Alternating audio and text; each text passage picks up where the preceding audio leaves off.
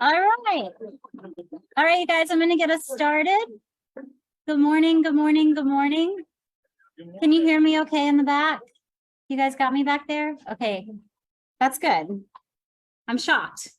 Welcome to the 2023 Southwest Florida Artificial Reef Workshop. This is a regional workshop that started almost over 2 decades ago now.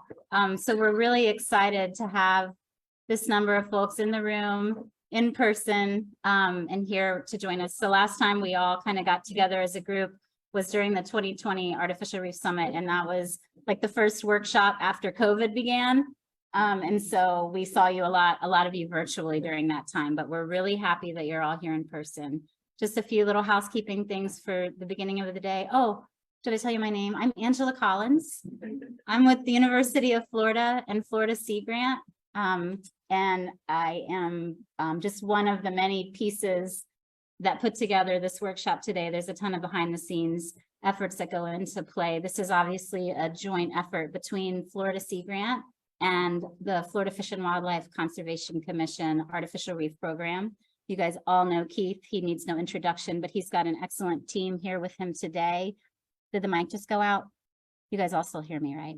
Okay. He'll introduce his team in a little bit. And I also wanted to give a shout out to Tara Jett, who's over there in the corner, who's our amazing name badge printer and registration. Yeah, maven is a good word. And if you need anything throughout the day, don't hesitate to reach out to Tara or I. Victor Blanco is also in the room here. He's our northernmost Sea Grant representative, I think that's here today from Taylor County. And you'll hear from him in a little bit. And then, you know, all of y'all have, we'll all talk throughout the day. So you have lots of chances to meet each other. We are live streaming this meeting on Facebook, as I mentioned before. And I'm going to make that go away so that you guys can see the screen. Okay, great. So I just kind of wanted to orient you for a second to the slideshow that you were all watching on a loop before we got started. I don't know how many of you knew John Stevely. Probably most of you did. Raise your hand if you had the honor of working with John. Okay, awesome. So about half of the room, but a lot of you guys never had the opportunity. And for that, I'm so sorry, because he was an amazing, amazing human. He was the Florida Sea Grant agent here in this office for 37 years. And he passed away last year after a really courageous battle with cancer. We lost him way too early. He still had a lot to do, but we really wanted to honor him today because he is honestly the person who started these workshops way back when. They first started as just a way for scientists, regulators, and people interested in artificial reefs to get together and discuss how to work together better, to move the science forward, to move the policy forward, to implement artificial reefs in the most responsible way so that they benefited both the stakeholders and the fisheries. And John really kind of had the vision to get these people together in the beginning back in the 80s. And a lot of you guys that are in this room were here since that time. Larry Borden, who's sitting right here in the front row, sent me this newspaper article clipping from the paper in 1983. Okay, so that was a really long time ago. And that picture right there, that diver, that's John Stevely, and right next to him, brushing his lovely locks back, that's Larry Borden. And if you read the whole article, Dr. Hayward Matthews is also quoted in this article from 1983, and Dr. Matthews is also here with us today. So we've got a lot of like real artificial legends in the room. If you haven't met them already, make sure you introduce yourself today. And we do want to give everyone a chance to share stories about John, because so many of you were able to work with him, and because he did have such an influential role in the artificial reef community. As I said, he started the regional artificial reef workshops in the late 80s, early 90s, and eventually that culminated to what we now call the statewide summit, the very first one of which was in 2004. And that is just an image. Some of you guys might have been at that summit in 2004, and these summits are held every 4 to 6 years. Ever since then, but that was the first one, and John was the key organizer in that. So before we break for lunch today, we'll probably give anyone who wants to share a story about John that's fun, that you want to share with the rest of us. We'll definitely give you the space and the time do that before we break for lunch. But we just really wanted to mention John and how much we miss him. If you want to check out a little tribute to him, we've got over there in the corner. It's a lovely obituary that his family provided that tells just some of the many accomplishments that John performed throughout his life and his career with Florida Sea Grant. If you want to make any donations, John's favorite cause was the Florida Institute for Saltwater Heritage. You guys can check that out online. That was where his family recommended that people remember him, is through donations to the Florida Institute for Saltwater Heritage, or FISH. Okay, and with that, does anybody have any questions before we kick off our day? I'm doing that awkward pause, so if you have one, you can say it. Yeah.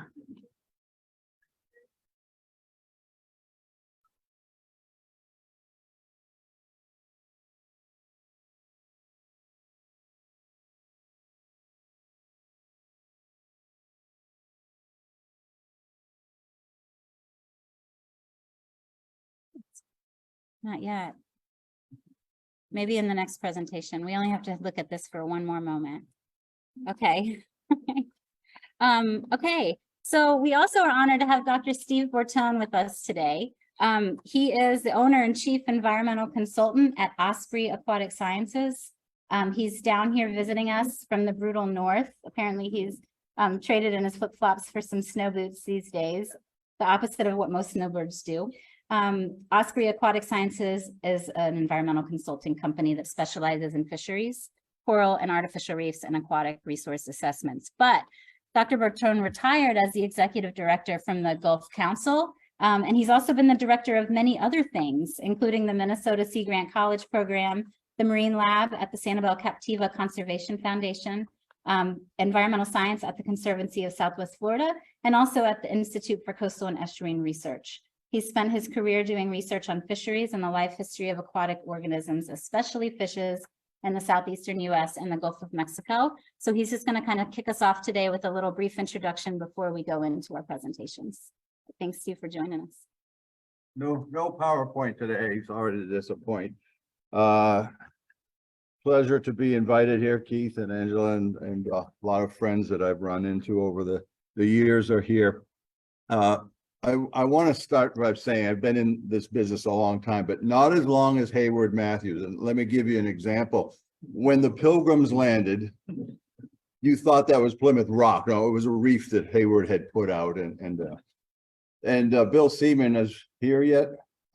He's been around a while, and to show you how old he was, his original manuscripts were in cuneiform. So it's a long time going with these guys.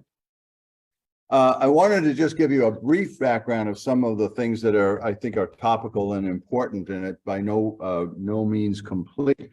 The thing I've been involved with a lot in the last 30, 40 years is the CARA program. And CARA is the Congress for Artificial Reefs and Aquatic Habitats. And about every 3 to 5 years, we have a meeting since 1974. There were some minutes things missing from the second meeting, but we were able to actually find those. And so everything's available. The last meeting was in 2017 in Malaysia, not well attended. And we're supposed to have one 3 or 4 years after that in France, presumably. We don't know exactly where. And it's kind of fallen by the wayside. And I'm not sure why. Maybe COVID, maybe some other things. But we're trying to get that stirred up again. And so there's been a flurry of communications going on. Hopefully we can have one, but if we started today, it wouldn't happen for a year. So it tells you how long these things take. And so I'm really pushing that to make sure that happens. But it's a great conference, usually attended by several hundred, I would say 400 or 500 in some of our larger meetings, somewhere in the world. And we'll try to keep that effort going because it is considerable and it has been very effective. A couple of things. I won't go into the details there.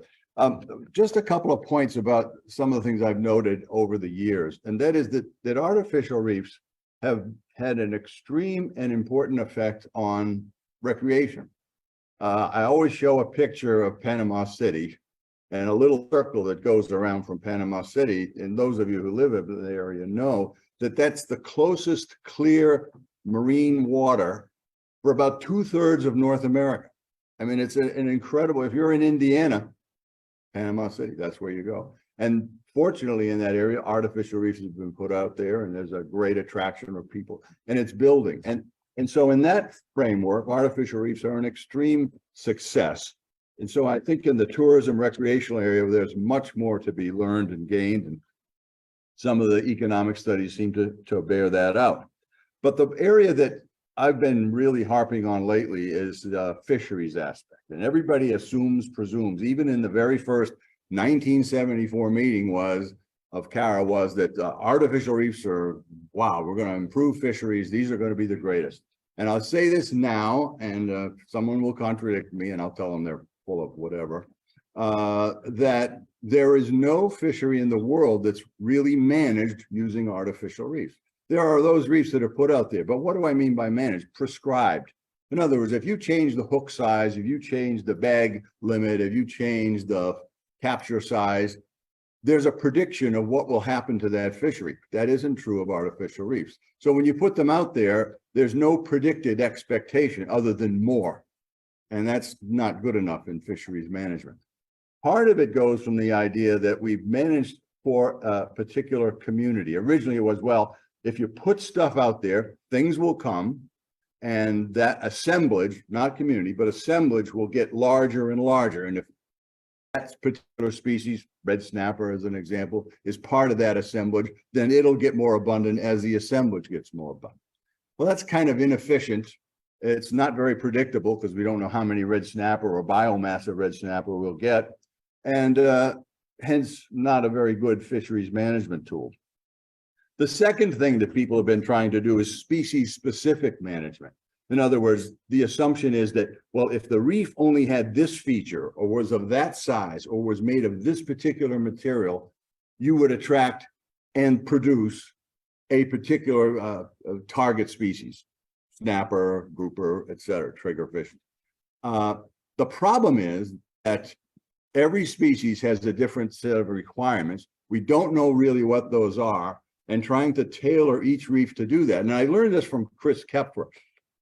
Some of you may remember Chris. Chris built an artificial reef to attract red grouper, and it didn't really attract red grouper. It attracted some other species as well. But it got me thinking, what we're really attracting is a trophic group, a layer of the ecosystem, trophic community, feeding community that's brought in there. The reef doesn't care if it's a red grouper, a gag, a black grouper, et cetera. It's just a grouper niche. The habitat features of each are such that they're not really all that specific. So we've been talking lately, and actually Rich Malinowski was part of this, that some of the, we've been looking at groups of species and their general requirements. And maybe that is the better way to aim reefs and not try to go species specific about what to do about that. So I wanted to mention those things because I think it's important to keep that in mind, that we've been focusing on assemblages, and that's great for attracting tourists. We've focused also on species specific. That hasn't paid out. There's no prediction for a fishery. But perhaps by looking at the trophic aspect and guiding our reefs towards improving that particular part of the trophic niche or layer that's out there might be a better way to go. And I'll just make one other statement before I sit down, and I will be right on time. And that is attraction production. There's an assumption, we've all been schooled in this, that production is on one end of a spectrum and attraction is on another, and oh, there's some in between. And I've looked at this many, many times, and I'm not dissuaded. The opposite of production is not attraction. The opposite of production is no production. The opposite of attraction is no attraction. So something can be produced and attracted at the same time. Something can not be produced and not be attracted at the same time. And there's some continuum in between those. So think of it as two axes and not a continuum of one end to the other. And then that might help in the design of these reef structures that we're trying to put in. And I'll mention one other small thing. A few years pre-COVID, went to China and visited their they have actually a city developed, dedicated towards fish farming, ranching, and artificial reefs. And I mean city, 10,000 people live on this island, and they've got an array of reefs up there. I mean, it just blows the mind. And to see this feature there, but they're not doing much better than us. They're still just putting stuff out there and not predicting, but they're aiming very specifically at a market, mainly the fugu fish, the puffer fish that's presumably poisonous and will kill you if it's not prepared properly. But there's a big fishery that they're developing for, and it was quite fascinating. It reminded you of James Bond movies where everybody in white suits walking around in sterilized environment. But that's what I wanted to mention, kicking off this meeting. Appreciate that. I remember John Stevely well, and it was a sad thing to hear about this. I was to meet him last year and it didn't happen. Shows you what time is like. But with that, I will step down. Wish you great luck. Hope and enjoy meeting with some of old friends and some new people that we'll meet. Thanks, Andrew.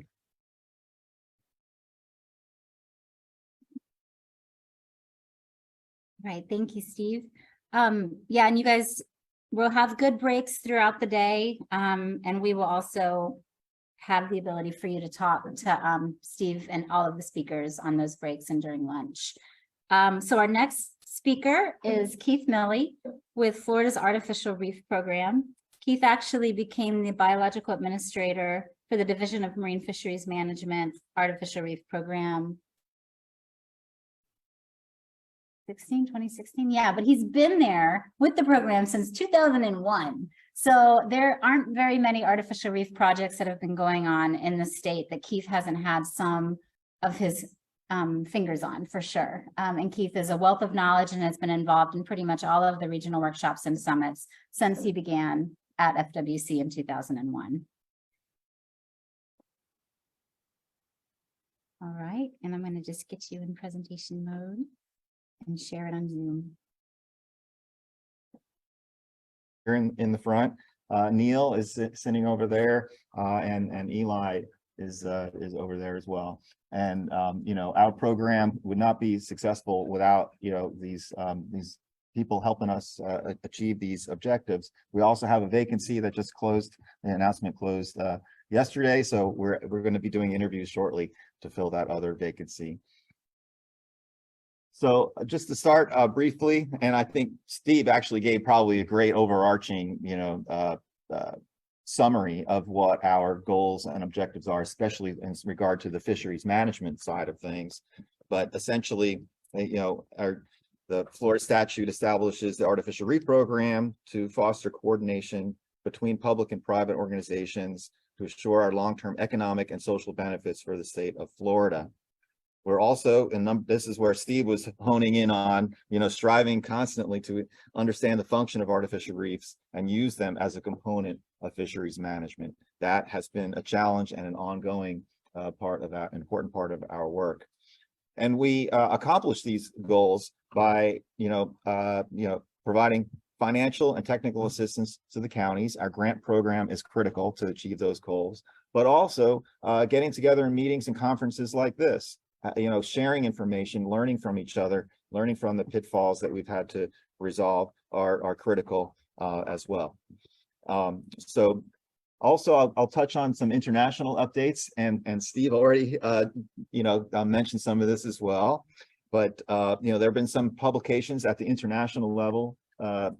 Steve and Shinanya Notaki in 2020 published their book, The Modern Fisheries Engineering.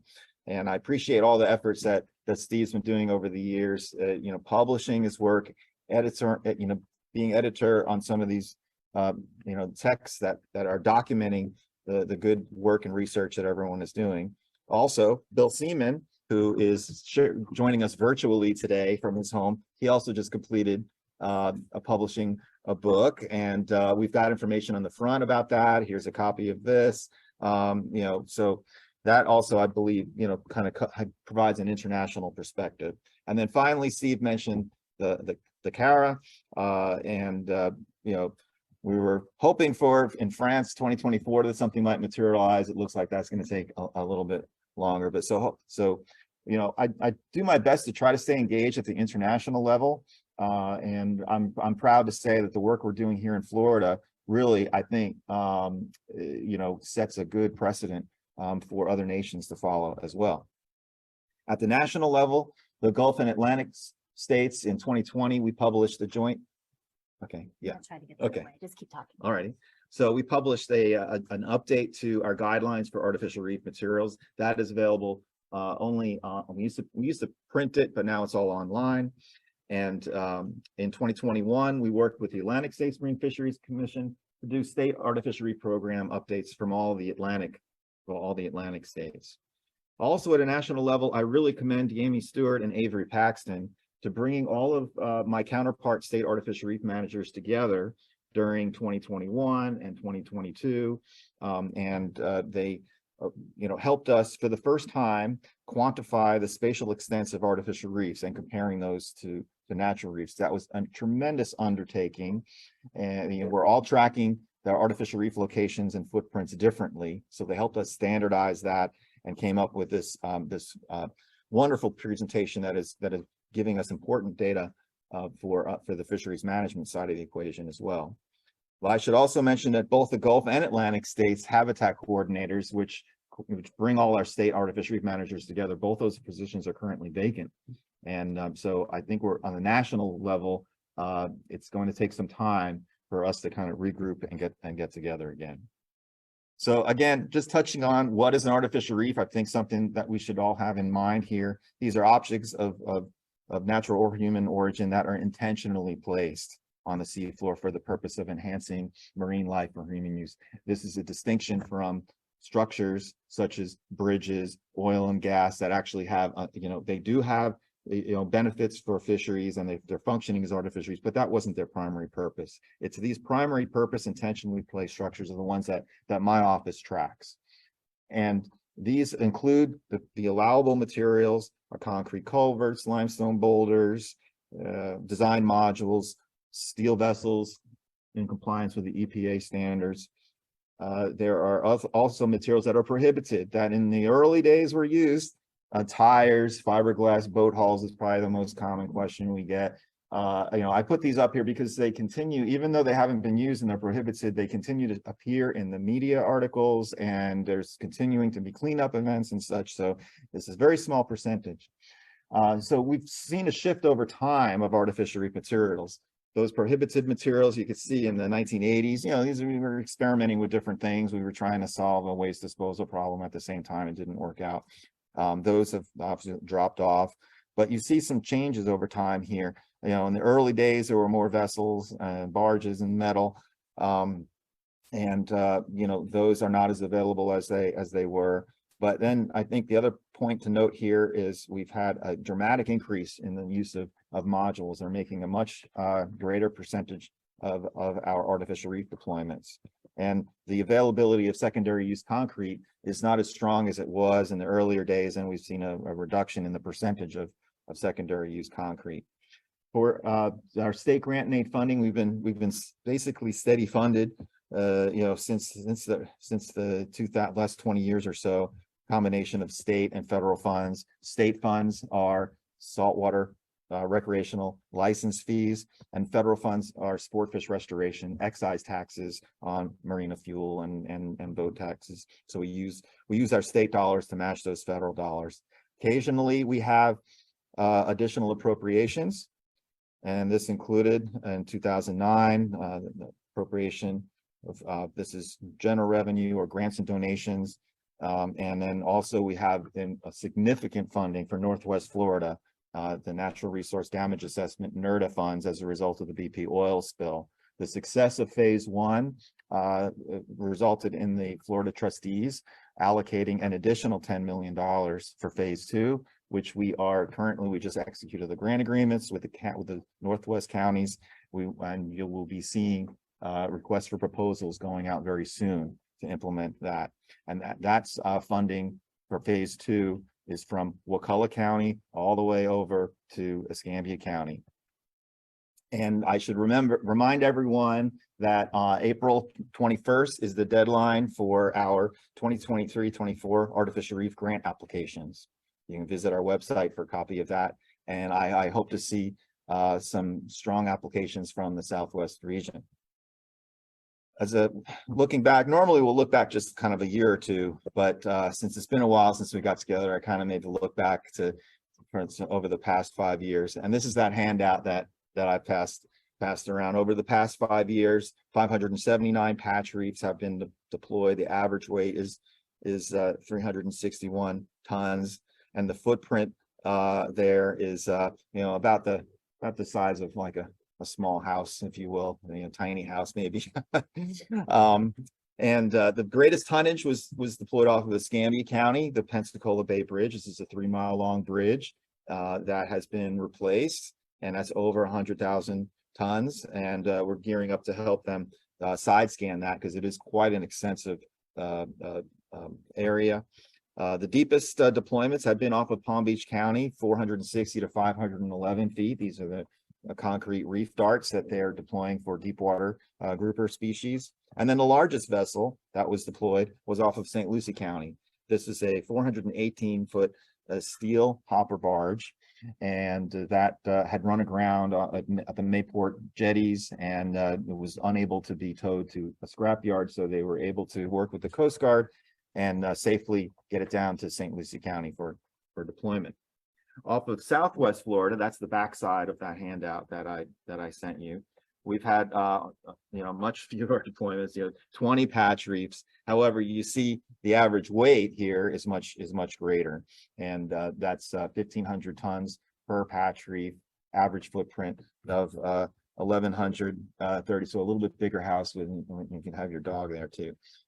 And so some deployment trends that we've seen. We're seeing more. We continue to see more placement of reefs within state waters, and especially off the Big Bend region, and Northwest Florida. Ease of access, including snorkeling reefs, kayak reefs.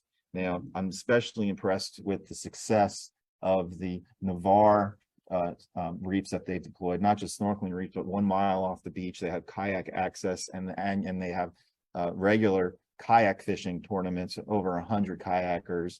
It's just kayaking 1 mile off the beach, and you can catch gray snapper and red snapper. And it's really been quite a success for that, creating a new fishing opportunity in that area. And that was using some of that $10 million NERDA Phase 1 funding.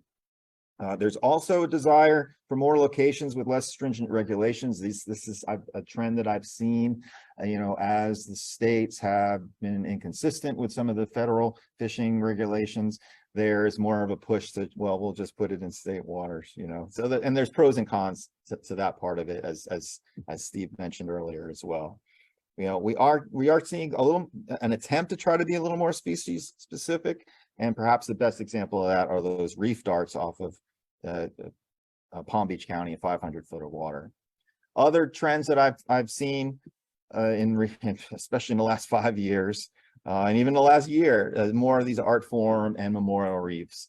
And these are projects that really kind of don't necessarily tackle the fisheries management objectives as a primary goal, but rather the desire to create an interesting fish destination.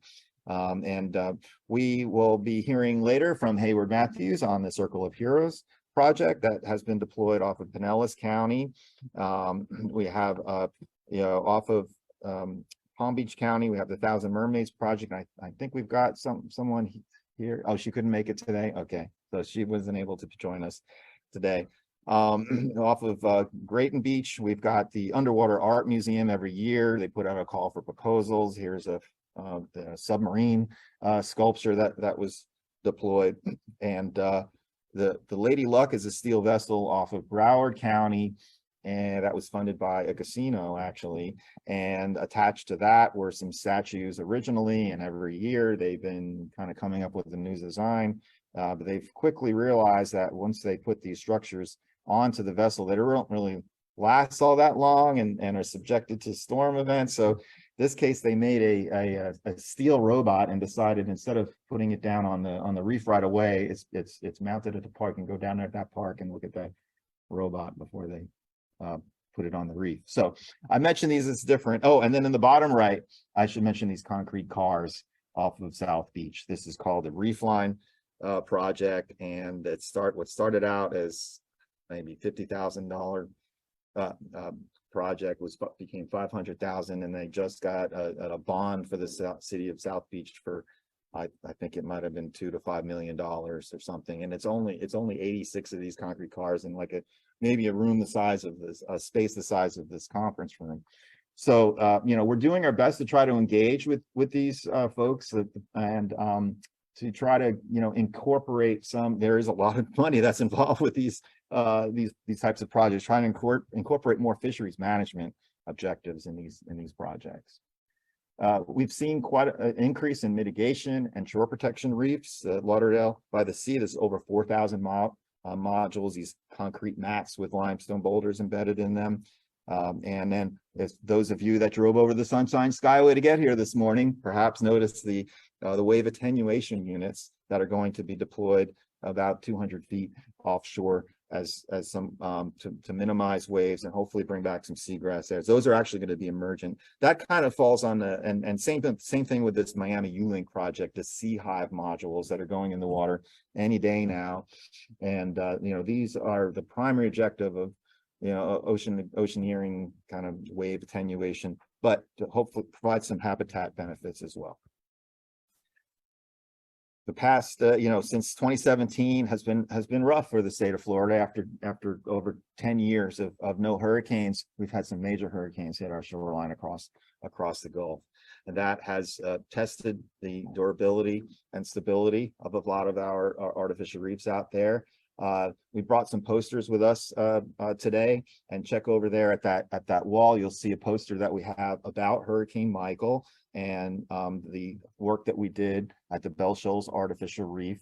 And we observed some movement of modules. You can see on the iPad kiosk, there's a little slider. You can see pre and post hurricane positioning of that. And we're using more side scan and other technologies to better track it, given a much higher resolution to evaluate the performance of these over time than we used to before. And that's feeding back to our database accuracies. And future Southwest Artificial Reef projects, we are engaging through our Department of Environmental Protection State Clearinghouse with the Air Force on the decommissioning of these Air Force towers. There are clusters in those two areas, particularly in this area, the ones off of Southwest Florida, highly popular with the anglers. And there's a number of alternatives that they're evaluating, doing the environmental assessment. Our recommendation is to topple in place to create a greater footprint. It does not appear that they're going to be able to remain intact. However, there are efforts by the Nature Conservancy and some local fishing groups to try to navigate some of the liabilities associated with that, to leaving it in place. Otherwise, our recommendation will be to maintain these habitats by toppling them in place. We have a number of artificial reef research projects that we've funded over the years, and most recently, you'll be hearing from some of those folks today, including following my talk, Chris Stallings, on the work that he's been doing off of this area. And you could also see some of our other posters, our risk and EPCB monitoring, as well as some of the work that we've been doing using acoustic hydrophones to try to detect boating activity off of Northwest Florida.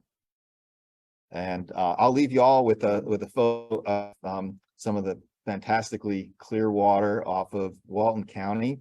And this is the installation in 2017 of some of the first snorkeling reefs in that area. So with that, I can, I have 5 minutes for any questions.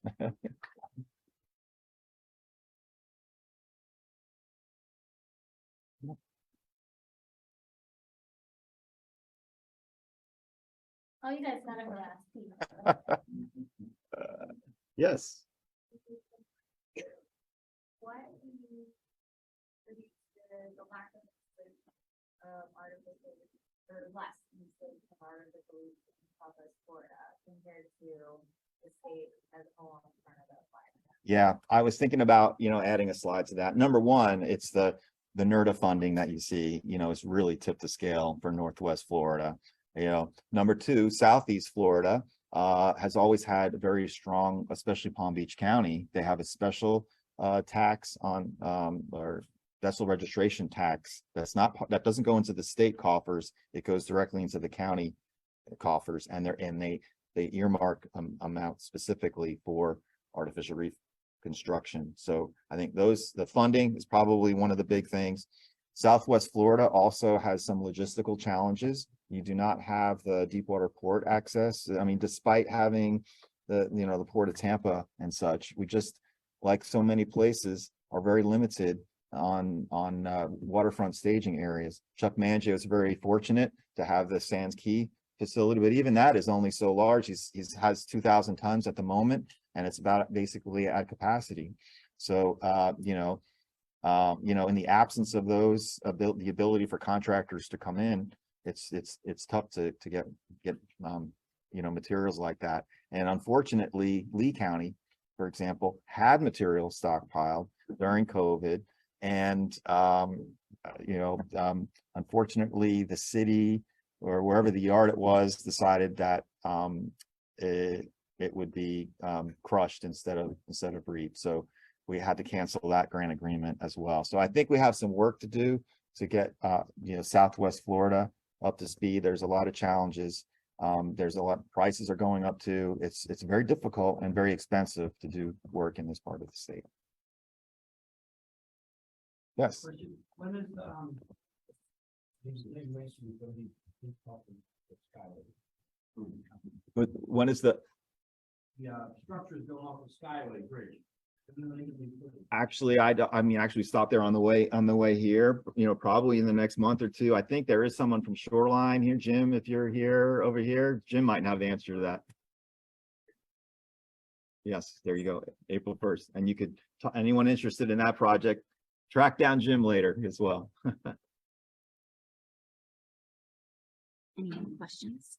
Yeah. I get this pulled up. Any more questions while she's pulling this up? Yeah, Katie. The decommissioning of the towers, since this has been going on for so many years, do you have like a sense of the timeline of if it's a year out, if it's another 4 years, or? It's been very challenging coordinating with them. They are going through all the federal requirements because the Air Force is a federal agency. So, it's very difficult for us to kind of influence because they are not sharing any information until it goes out on public notice. So, a year ago, they said it was going to be a year from then. I haven't heard back from them this year as of yet. So, could be 2024. Once it goes out to public notice, then, it's a review period, then they're going to have to solicit contractors. So I don't think there's a hard date as of yet.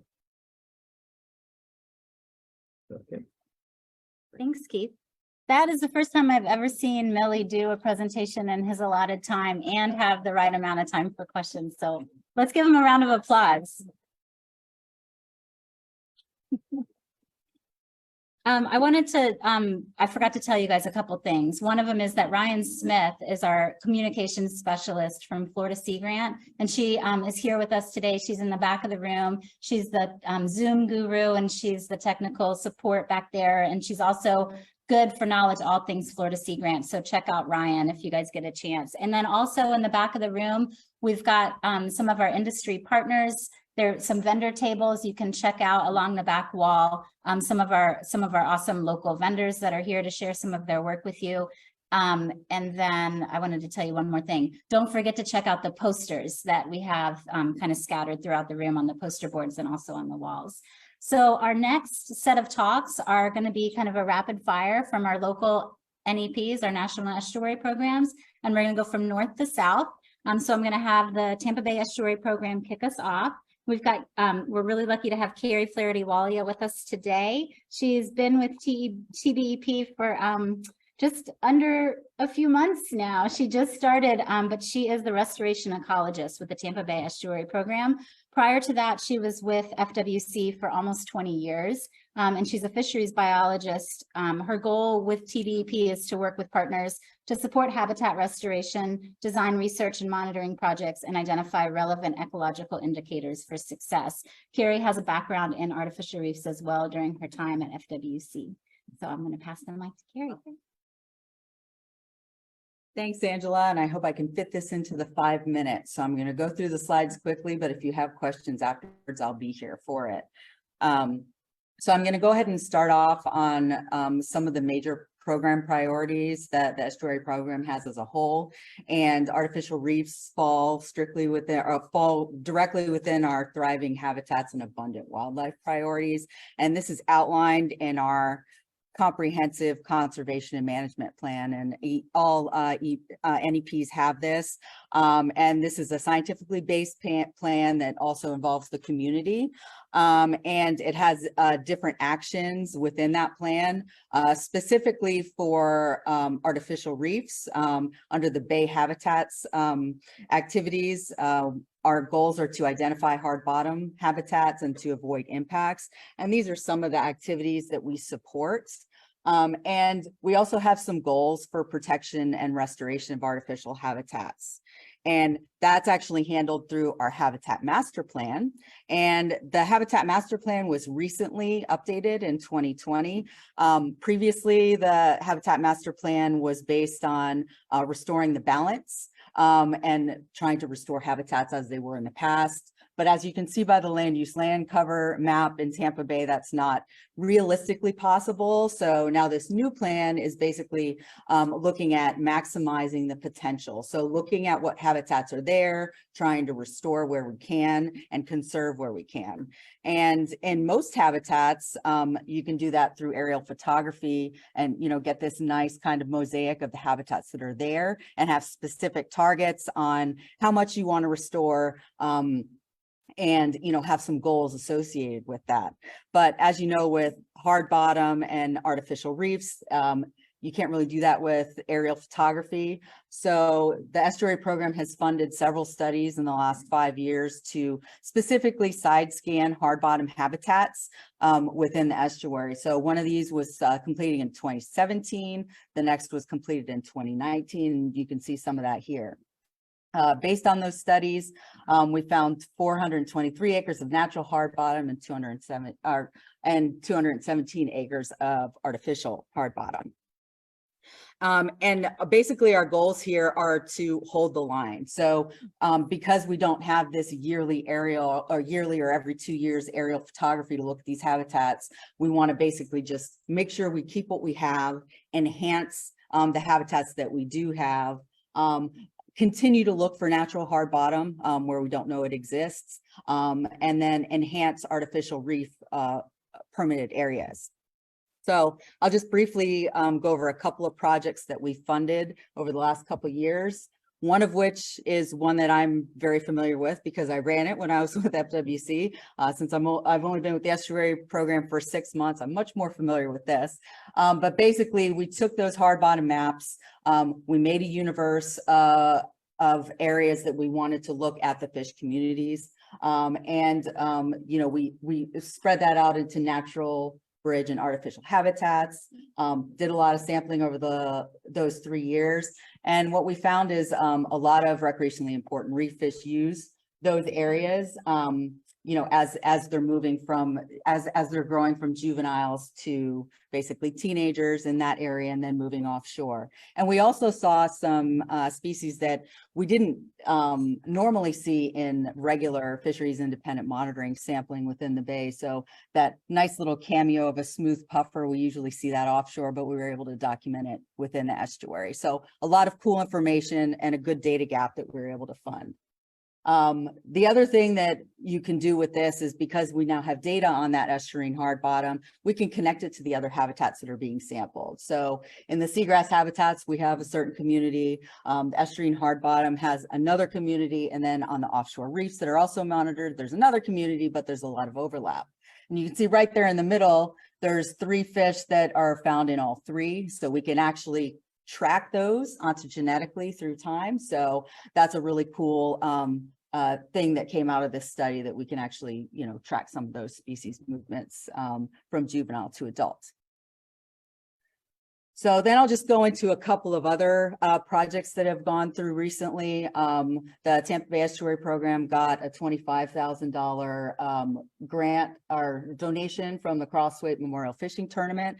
And we turned around that money to help fund a reef deployment in Manatee County off of Passage Key. So in addition to some of the FWC funding, we were able to put those funds directly to use into artificial reef deployments. And then finally, we're also investigating a tire reef that was side scanned as a part of that overall mapping effort. This is about a 5-acre area off of Pinellas Point. The main area has most of the tires, but there has been some spread over time, and there's been some concerns about those tires moving. So last year, fisheries monitoring, the same type that was done previously, was done on that tire reef area. And then the city and county are looking into assess that reef and potentially remove some of those tires or enhance the habitat into something that's a little more appropriate.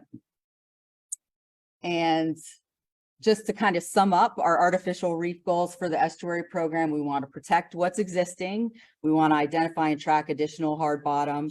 We want to document the habitat use for fish and wildlife. And then also for the artificial reefs that are there, we want to enhance the habitat complexity and expand reef area where there's already permanent areas in existence. And that's all I got. So we're gonna go from north to south, and I'm gonna take questions for all the speakers at the end of this. So if you have a question for Carrie, hang on, or actually shout it out now if you want while I'm getting Jay pulled up.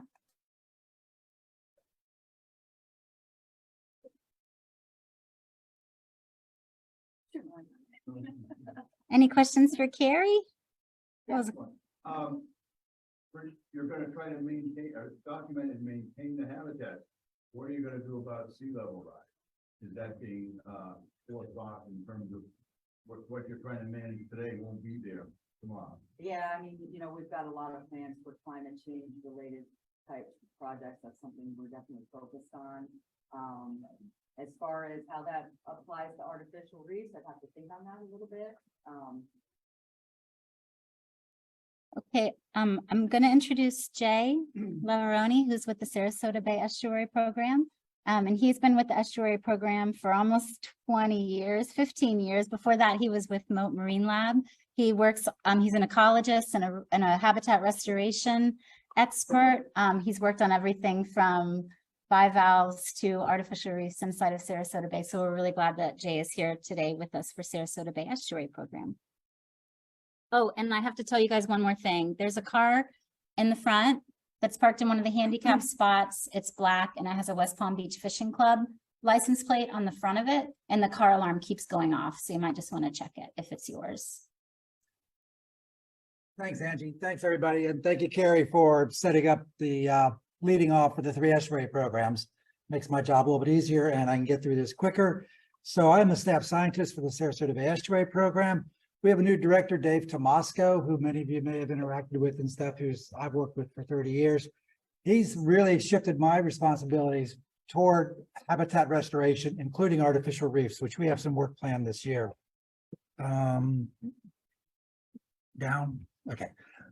Real quickly, our CCMP was updated just last year. The theme is restoration and resilience. We do have hard copies available, really nice copy table, impressive document, but more importantly, it's an interactive document on our website. So I encourage you, if you're interested or can't sleep at night, to go take a look at that. And artificial reefs are addressed in the watershed habitats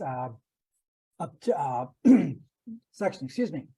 So here is specifically where it's spelled out explicitly where artificial reefs are in our CCMP and the action and the activity that we want to accomplish with this. So protecting, enhancing, and restoring hard bottom and seagrass habitats, monitor artificial and oyster habitats, explore optimal placement of new reefs, and establish enhanced oysters and artificial reefs in Sarasota Bay. Well, we have had the pleasure of doing that over the years. Gosh, I think going back to the early 2000s when with Reef Innovations, before I was on board with the program, we put a lot of deployments of reef ball configurations at 6 of our reefs in the bay. And we are focusing our efforts on the bay reefs, 3 in Sarasota County waters and 3 in Manatee County waters, all centrally located in Upper Sarasota Bay. So these maps give you an idea where they were. At that time, a bunch of reef balls were deployed. Since then, thanks to in part a grant from FWC, we were able to monitor some reefs that we deployed in 2013 through 2015 in these same reef located reef permitted areas. Reef balls, 3-tiered tubes, layer cakes, but the one that we are most interested in is the deep cover, with the idea that juvenile gag grouper who spend part of their early life history in the bays will use these as cover and refuge from predators until they are old enough and eventually move offshore. So we deployed these. We did monitor them thanks to a grant from FWC. One of the reasons, and we were complicated by the fact that we had a significant red tide in 2018, which it's hard to monitor fish underwater when they're all floating on the surface. But before the red tide hit, we did show in one very dramatic instance that the deep covers were in fact harboring and supporting juvenile gag grouper. But we weren't able to complete the monitoring for that. And so where we are today is we have monies to continue the artificial reef work in the bay. Thanks to Reef Ball, Reef Innovations and the Reef Ball Foundation, we are finally ready to create and pour a new mold for deep covers 2, new and improved, more space in them for juvenile gag grouper to reside.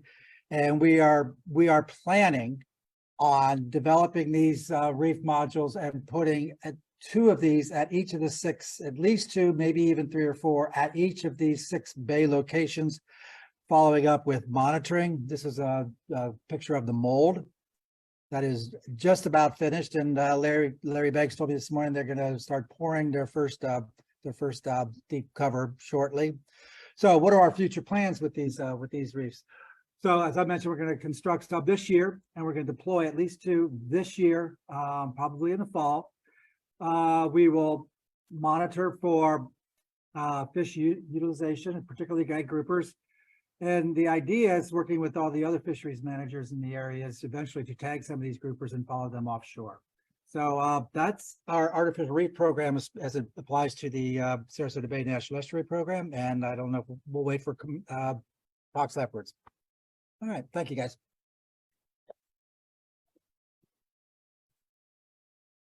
If there's one question, we can entertain it while we're pulling up the next speaker, Nicole.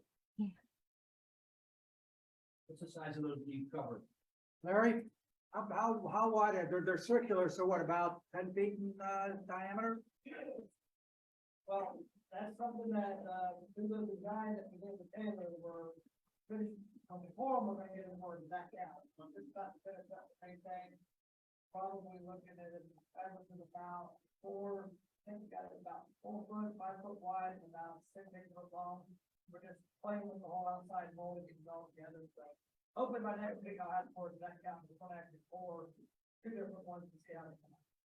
And if you're interested in following along, you can keep people abreast through notifications through the program. Thanks.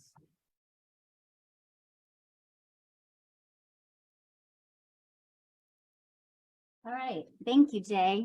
Our next speaker is Nicole Ayadavea. Did I say it right? Yeah, okay, awesome. She's the Director of Research and Restoration at the Charlotte Harbor National Estuary Program, now called the Coast and Heartland National Estuary Program, down in Charlotte Harbor. And she is an expert in all things restoration, and we're really happy to have her here with us today.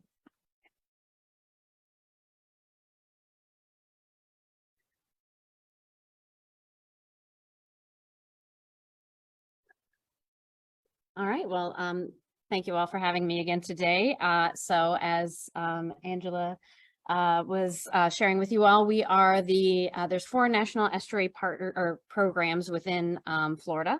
We are the one that is for the South. We actually cover a decently large area. I'm moving this down a little bit. I am shorter than Jay, yes. So we actually cover a pretty large area. So over 5,000 square miles in Central and Southwest Florida. We also work throughout a number of estuaries. Charlotte Harbor is the largest and most prolific of the estuaries. So, but the name was shifted to Coastal and Heartland just because we cover 8 different estuaries. You can see them listed there. A couple of major rivers, as well as a number of inland communities, in addition to the coastal communities in our region. So basically, and many of you probably are already familiar with the NEPs because you probably partner with the NEPs on some of your projects. But just for those of you who, as a refresher, we're public-private partnerships. We build consensus-based science. We're non-regulatory and citizen-supported. And so what we're looking to do is partner our federal funding with local, state, and private funding to pull off large-scale regional restoration and research projects. And, you know, so this particular topic is one, and I'll kind of go through how this fits into our plan at the CHNEP. But, you know, artificial reefs isn't something that's been done within our program office as of yet. Some of our partners are doing some artificial reef work, and we have done some bay reef deployments in the past and are looking to do some in the near future. But I just want to sort of outline how that works into our plan. So if you are working within our area, and you do have something planned, maybe this is something that we can partner on or bring you together with other partners on to fully fund something or to get the science or to share the science on. So this is, again, our comprehensive conservation management plan. So it's basically our 5-year strategic plan for research and restoration and public engagement throughout our area. Those are our 4 main topics of focus: water quality improvement, hydrological restoration, fish, wildlife, and habitat protection, and public engagement. So actually artificial reefs kind of fall under 3 of these 4 topics. And so you can see how we're trying to do this on a regional scale. And so there's some examples under each one of those topics as to how that would look when we're talking about, again, regional scale protection, restoration, and research. So when I was talking about the water quality improvement section, I believe there's also sort of a facet of that is we have this technical website, CHNEP Water Atlas. Tampa Bay also has a water atlas. There's also one in Sarasota.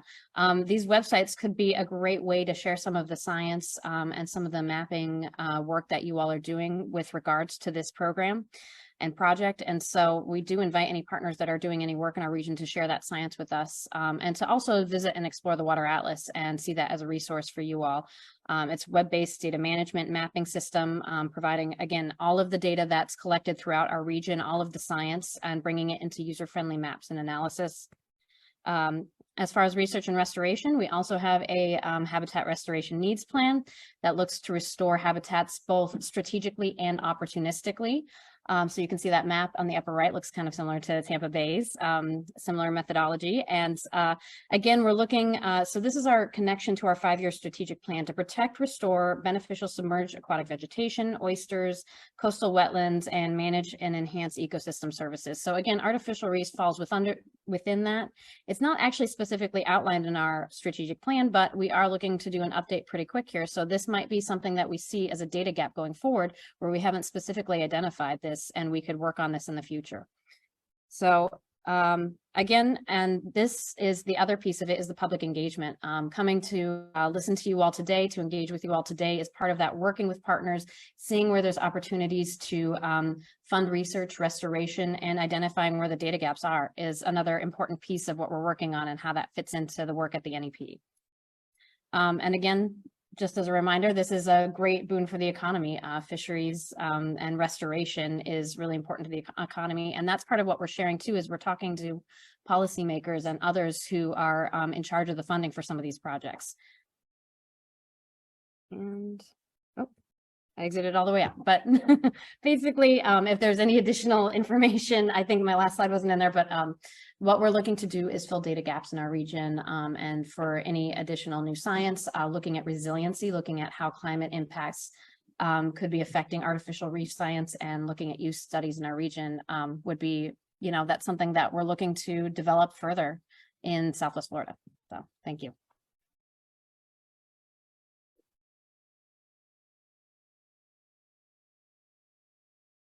Are there any questions for Nicole?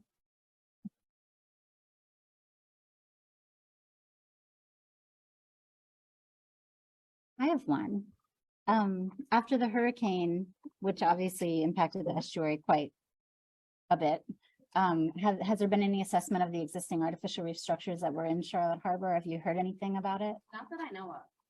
There's been some talk about mangrove assessments, seagrass assessments are going on, but again, our program office hasn't done much with artificial reefs, and if there are partners working on that in our region, we would be interested in, working together with you and see what we can do to help you out, but not that I know of in so far.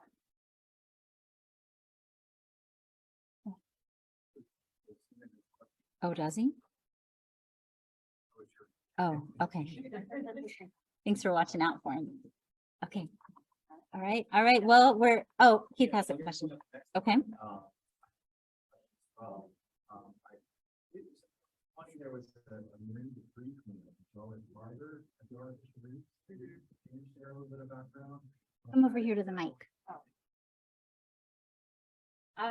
So the reef rovers, which are actually, I think located they started in Sarasota County, have done a couple of big major cleanups in our area. And that would be something that we would be willing and interested in partnering with them on in the future for that artificial reef. They actually just did a big one in Mayak River.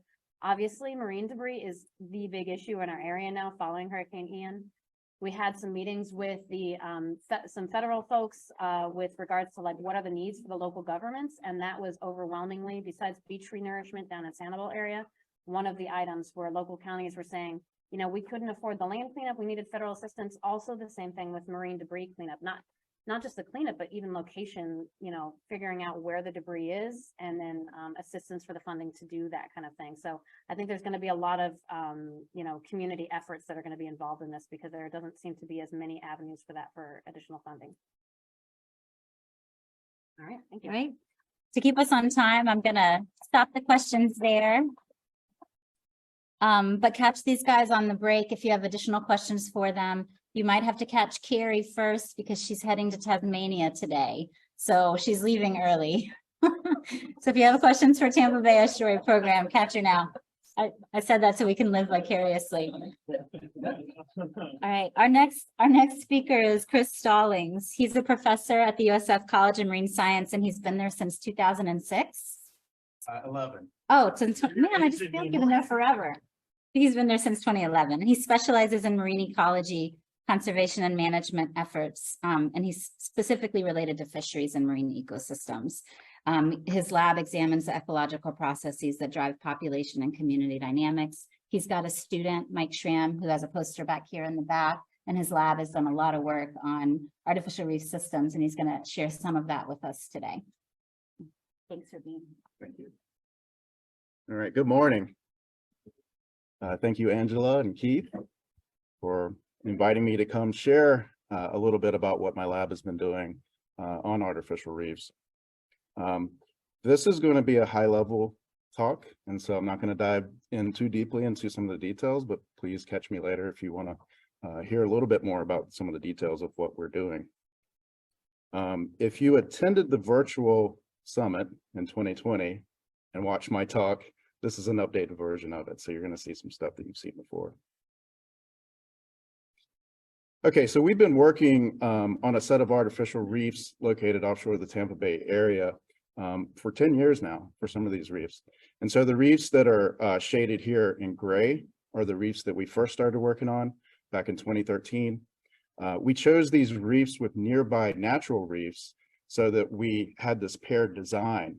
So that way we can focus on the effect of reef type, and we can control for the effect of other variables that we knew would affect our responses. And then in 2020, we added 6 more sites, and those are the white triangles shown here. And so we can play all kinds of stratification schemes with the way that we've designed this. So we can look at reef type, depth, distance from the mouth of Tampa Bay, which we thought might have some effect on productivity. Now we've done several standalone studies, and I'm going to show you some examples of those. But while we've been doing these standalone studies, we've had a continuous reef fish survey using the Bonsag-Benaroot method.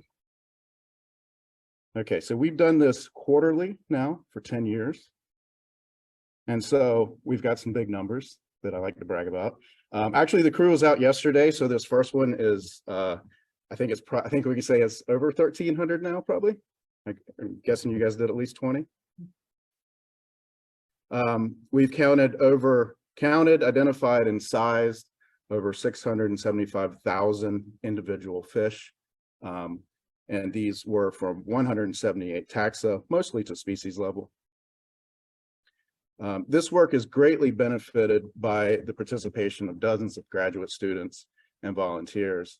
And we've got a really good program where we, of course, this is AAUS, but in addition to that, we're also, we train these students before we allow them to collect these data that we're collecting. But on the flip side of that, a lot of our students have used these opportunities to get out to these reefs or to access these data as part of their theses and dissertations. And I say this kind of jokingly, but we have put a lot of hours on our Yamahas. Is this real wood? And this has resulted in 11 papers so far, and I was just counting a few minutes ago, and I'm guessing in the next 2 years, we'll be submitting about 5 more. Okay, so I'm going to use this slide as an anchor for the rest of the talk. Our approach has been a holistic one for the science that we're conducting on artificial reefs. And so I'm going to build for the remainder of this talk onto this slide. So going back to those reef fish surveys, we can look at a number of different response variables, whether it's abundance, biomass, richness, community composition, et cetera.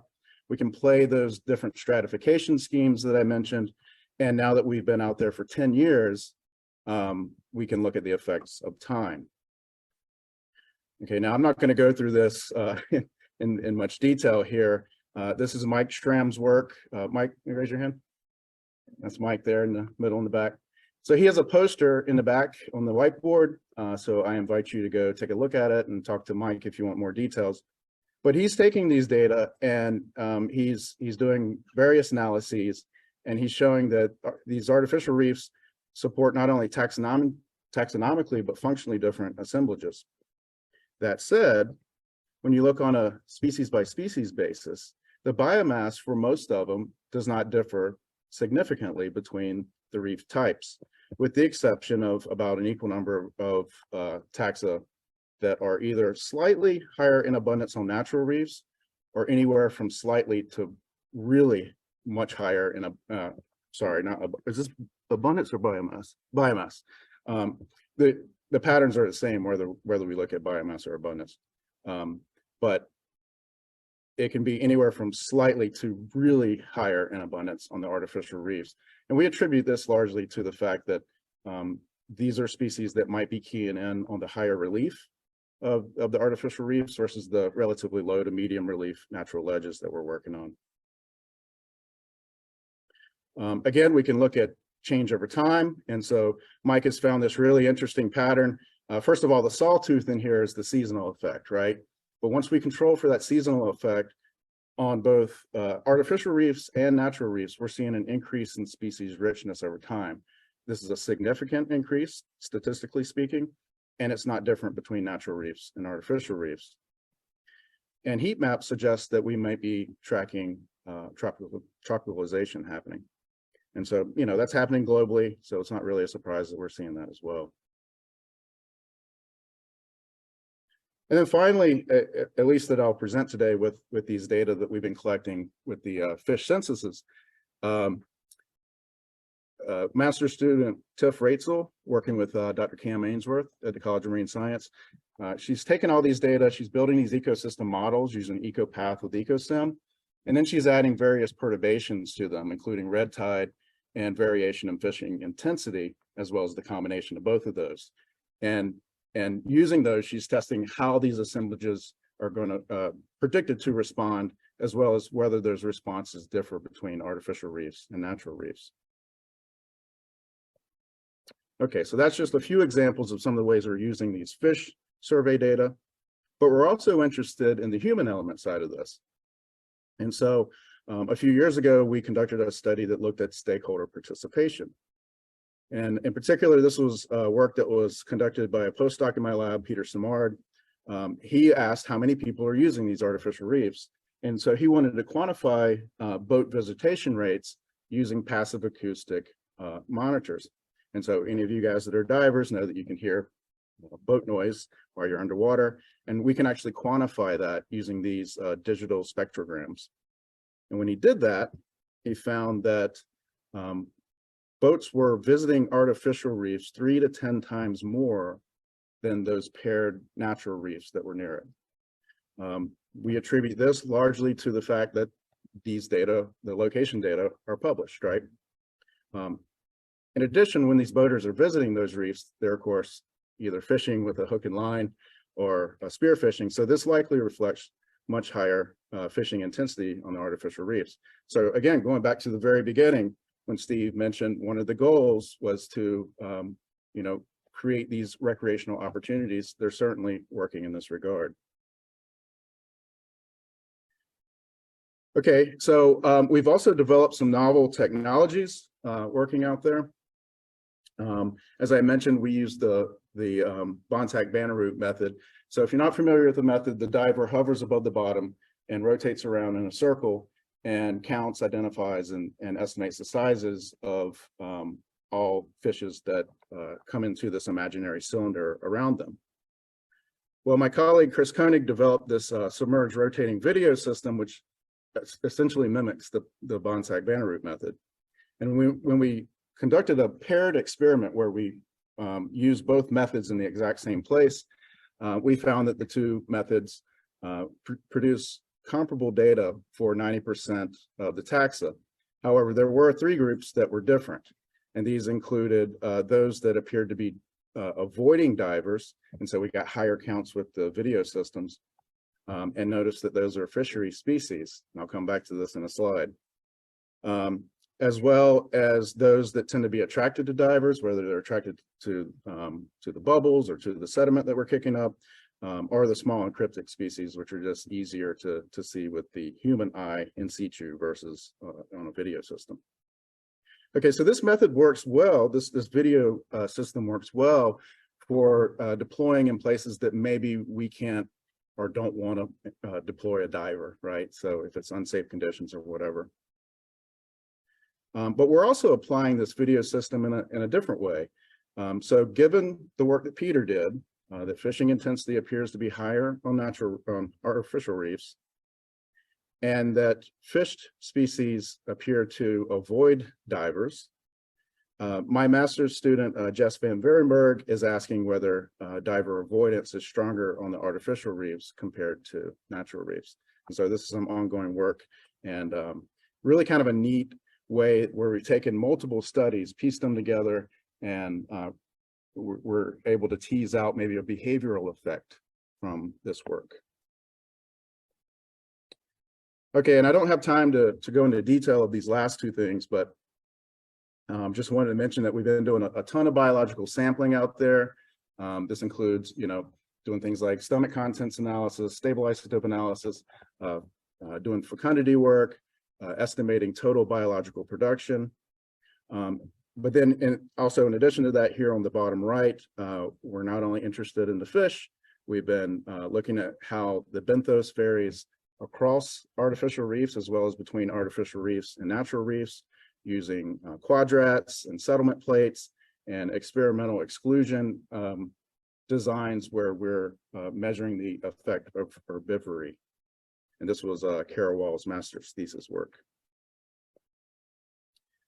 Okay, so 2 big picture take-home points here. Hopefully I've convinced you that we're taking this holistic approach to our science on these reefs. So we're not only interested in what the fish populations and communities are doing, what their patterns and processes are, how they're changing over time. but we're also interested in the human element. We're interested in the benthos. We're applying novel technologies and combining results from multiple studies to arrive at our next level questions. And we're also seeing the importance of long-term time series data. So we were invited to participate in this, this global study during the pandemic that looked at the effect of the anthropause, right? So there's been a lot of discussions about the anthropause. And we were invited to be part of that because people knew that we had these long-term data. And so we could set a baseline and then look at the effect of the anthropause. But these data can also be used for other acute issues such as oil spills, as well as chronic disturbances such as climate change. Thank you.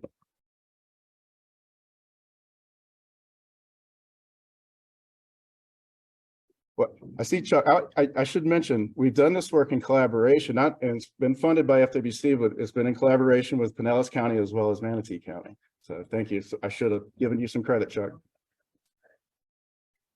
But I'm curious, you said you added some new locations, artificial reef locations in 2020. I didn't see on the map that they were compared with natural reefs. Is there a reason for that? Because we haven't gotten to it. Yeah, that is our goal, you know, to pair them with natural reefs. So I welcome suggestions for anybody that knows of nearby natural bottom.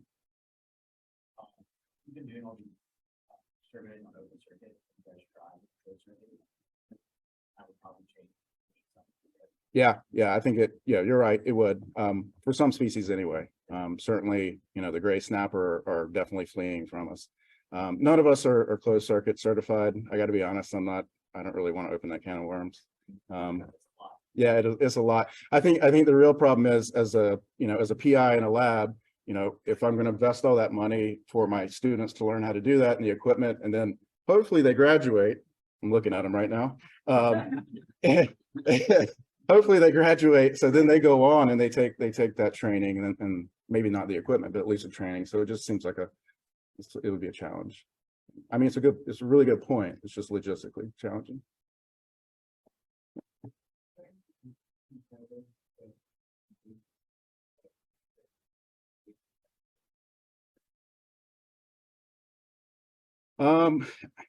First of all, we haven't seen that many lionfish in this area. I've been kind of shocked about that. I would say that we do see them more on artificial reefs than natural reefs. But I don't have counts. Yeah, Mike's saying yes.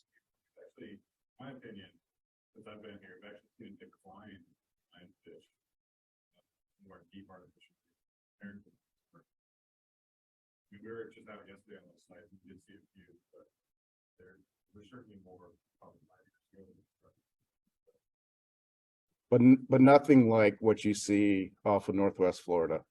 One reason we haven't seen quite as many of the reef lionfish, because for about 3 or 4 years ago, we were organizing lion reef roundup. First one only got 42. Last one got somewhere over 1,800 of them. So we haven't found the deposits that is the most selected. So we cut them down pretty good on some of those lions. And now the commercial guys are capitalizing on it. So we aren't seeing nearly. Yeah. First question.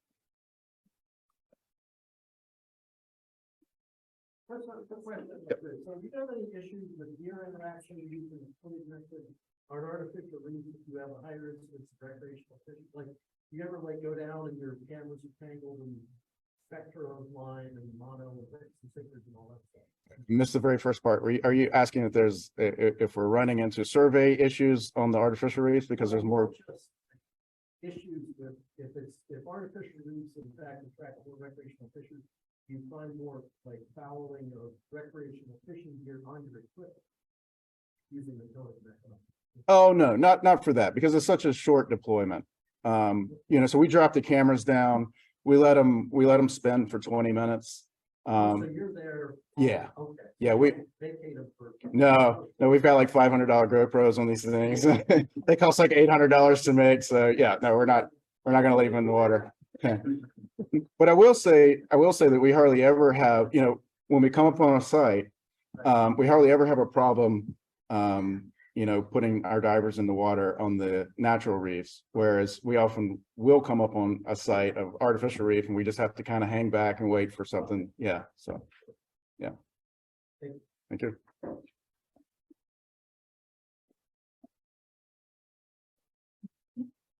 All right, so if you guys have more questions for Chris, you can catch him on the break before he takes off because he's got to also leave before lunch today. But he does have students in the audience who will be here all day, so you can always harass them as well. But you guys are now on a break.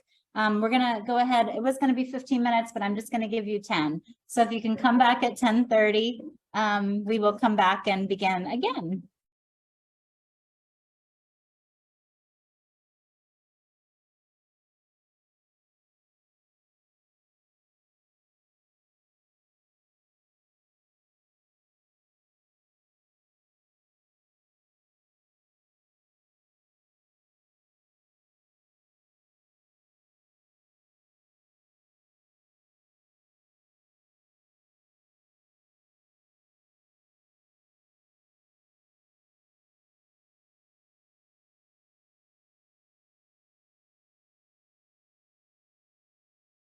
Largest site, we created 23 reefs, and that was completed in 2019. Is it working? Now it is, yes. Okay. And site 3, up where Gordon River and Rock Creek meet, is our smallest site. We created four reefs up there. And site 2 at the mouth of Haldeman is forthcoming this fiscal year. So this is our largest site, 23 reefs. You'll see 3 chevron-shaped structures on the westernmost side here. Oh, there it is. And these are comprised of reef balls. So these wave attenuation structures help to protect the reefs that we built behind them. So this is a video. I don't know if it'll play or not. But this method of using 1-ton sandbags to just cut the shell and have it fall right into place within the footprint worked very well for this project. And there's the reef balls in action, helping to attenuate the waves and protecting the reefs behind it. So there's the completed 23 reefs. Some are ringed with limestone rock, and then the ones closest to the mangrove fringe are just large washed fossilized shell. So again, here's some drone footage. You'll see remnants down in the lower left of natural reefs that have just eroded over time. So we have found through this project that we really, if we're going to do any future work here, we really need those wave attenuation structures to help the reefs survive and thrive. And we had some manatee visitors in this drone footage in between the first 2 structures there that we didn't know were even there. So we had recruits within a couple months. This is an exciting project for us because we have 3 years of data now. So we have mangrove recruits. We have a whole bunch of environmental data that we've collected. I won't go through all of that. I just picked one of them to touch on, the living density.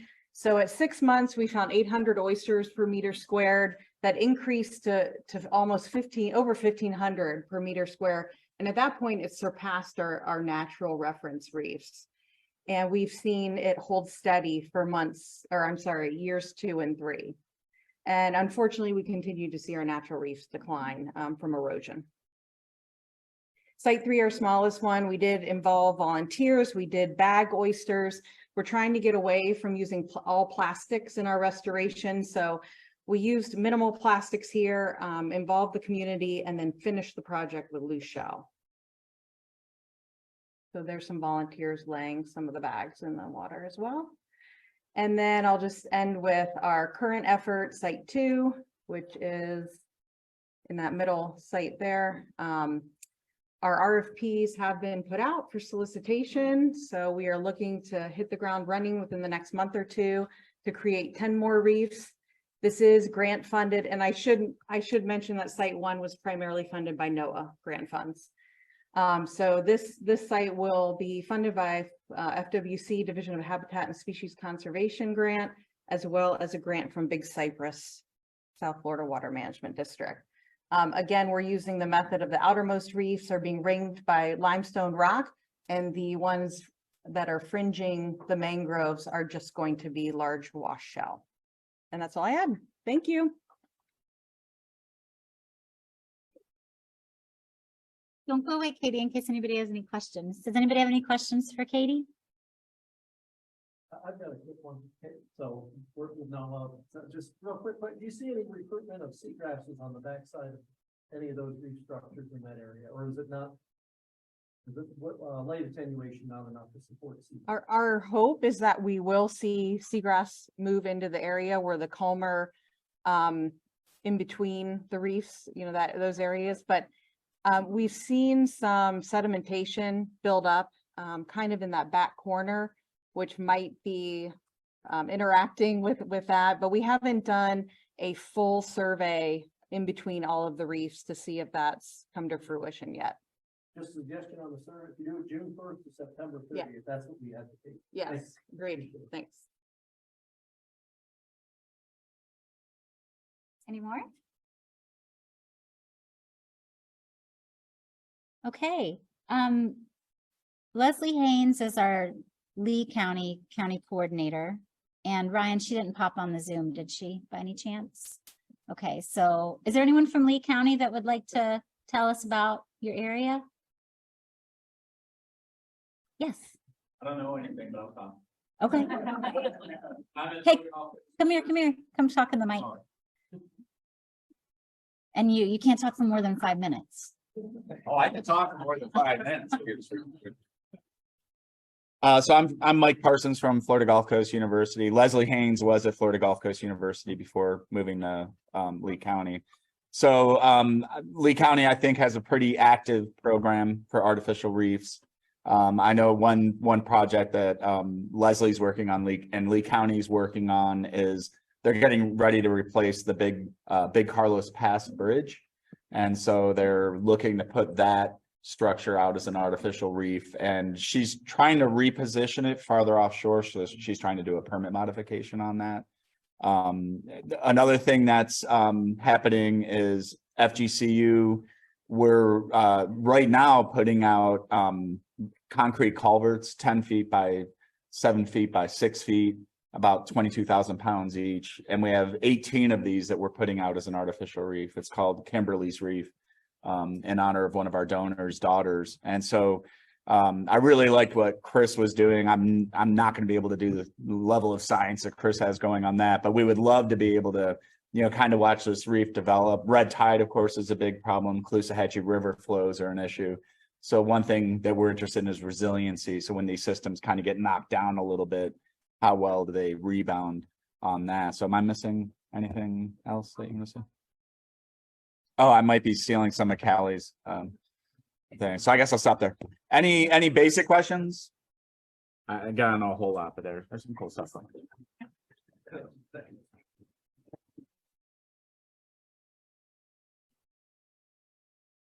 All right, moving up, we've got Charlotte County, and Roger DeBruler usually gives the updates for Charlotte County, but I don't think he was able to make it. So I'm going to do another just mic toss and see if anybody out there wants to catch it for Charlotte County. And Callie is going to be talking from the FGCU standpoint about impacts from Ian later today. So other than that, is there anyone from Charlotte County that would like to speak? Yay. Come on up, Nicole.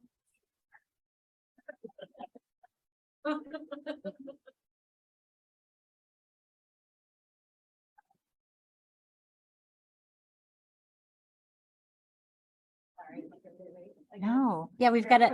It's good. Thank you. I was just going to mention, this may sound like another plug for the Water Atlas, but that we do have Charlotte County just sent us a bunch of updates for their artificial reef information, and it's now on CHNEP Water Atlas, and we have an interactive habitat mapper that's going to appear on later this year, I believe. But any of the counties that have any of this data that we haven't already pulled, feel free to share it with us, but that's one place to go and seek that out.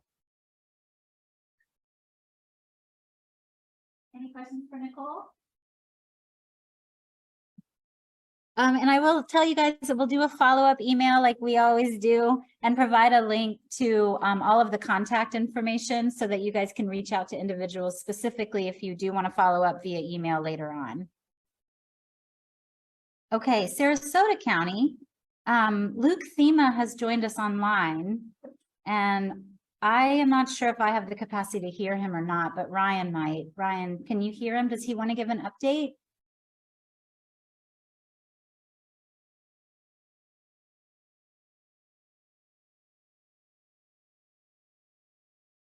Oh. Thanks for your patience, everybody. Hang on one sec. Our ability to do hybrid meetings is getting better, but we're still not awesome.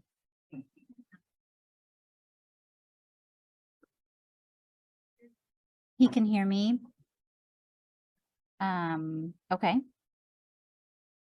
Let me see if I can hear him.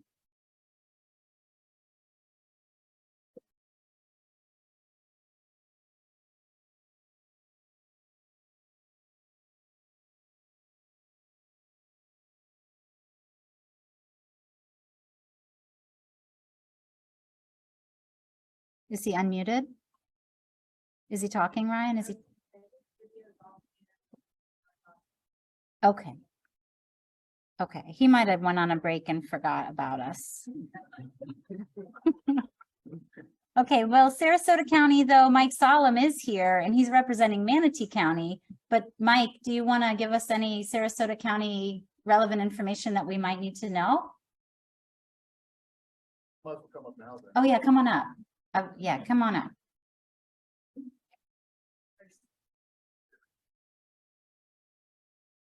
Arrow, because Mike technically represents Manatee County, but he can also update us on Sarasota County. And your presentation is right in here, so just click the next slide when you're ready. Okay. So yeah, hi, Mike Solom here, formerly of Sarasota County Parks and Recreation Department, now with Manatee County Natural Resources, Ecological and Marine Resources. I took Alan LaHip's job. He called me, said he was going back to private sector. And I said, okay, here I go. So in Sarasota, Larry can back me up here. A lot of the work we did was with Eternal Reefs. We did quarterly deployments with them. We've been doing that for decades. I was glad to see the deep covers because we were the first ones to deploy those. And then we finished, I don't know, we probably didn't talk about that. The George, the on Eternal Patrol Reef, the first underwater mariner monument in the world, I guess. We finished that the other year. That was a pretty big deal. It's been a while since we all talked. So I don't know, Larry, you got anything else going on down there? Not yet. Yeah. So. Pretty much what you talked about.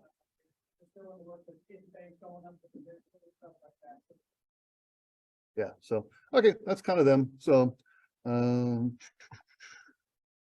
just hit this little thing.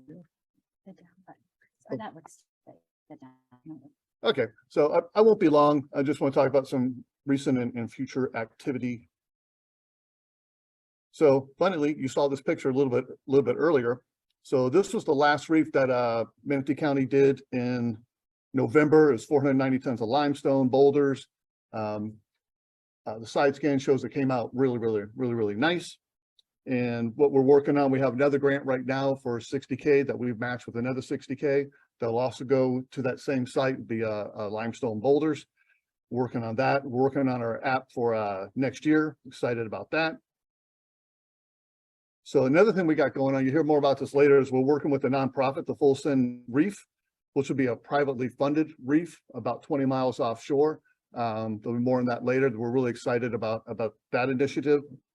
And so kind of non-traditional reef that we're working on. This is Puerto Sueno off of Palma Bay. It's a little neighborhood park. We're going to remove a couple hundred feet of seawall, grade it back, and revegetate the shoreline, put some reef material in there. This is a really exciting project for us. So we're looking at water quality improvement, stormwater improvement, some habitat improvement and resiliency are the goals of this project. So we have a huge effort coming up for oyster reefs in the Manatee River. This is Restore Act money. So kind of the yellow areas are ideal oyster habitat. So I really like, we just saw with the city of Naples, what they were doing. We'll probably be picking their brains on some ideas on what's worked and what hasn't worked. And shameless plug here. Another week to get your application in. It's a great position. Just throwing it out there. So yeah, look, quick update.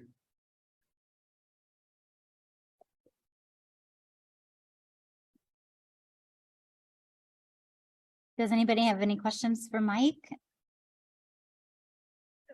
Okay.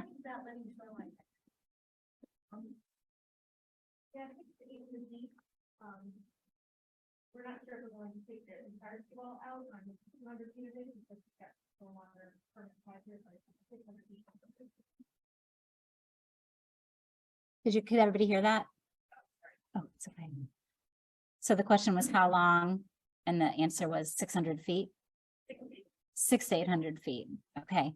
Okay, great. And we've got Brett Urson with us from Hillsborough County EPC. Hello. The down button. Hi, good morning, everybody. My name is Brett Urson. I'm with the Environmental Protection Commission of Hillsborough County. I just recently took over as a artificial reef coordinator. Our long-term guru, Tom Ash, retired last year. He spent over 3.5 decades with the county, and I just wanted to recognize him for being, the guy that built the artificial reef program in Hillsborough County. Here's a map of all of our reefs. We've got 8 of them, spanning from the Courtney Campbell up top there. The little black icons are the deployments. Spanning from the Courtney Campbell all the way down to Egmont Reef, right down on the eastern edge of Egmont Key.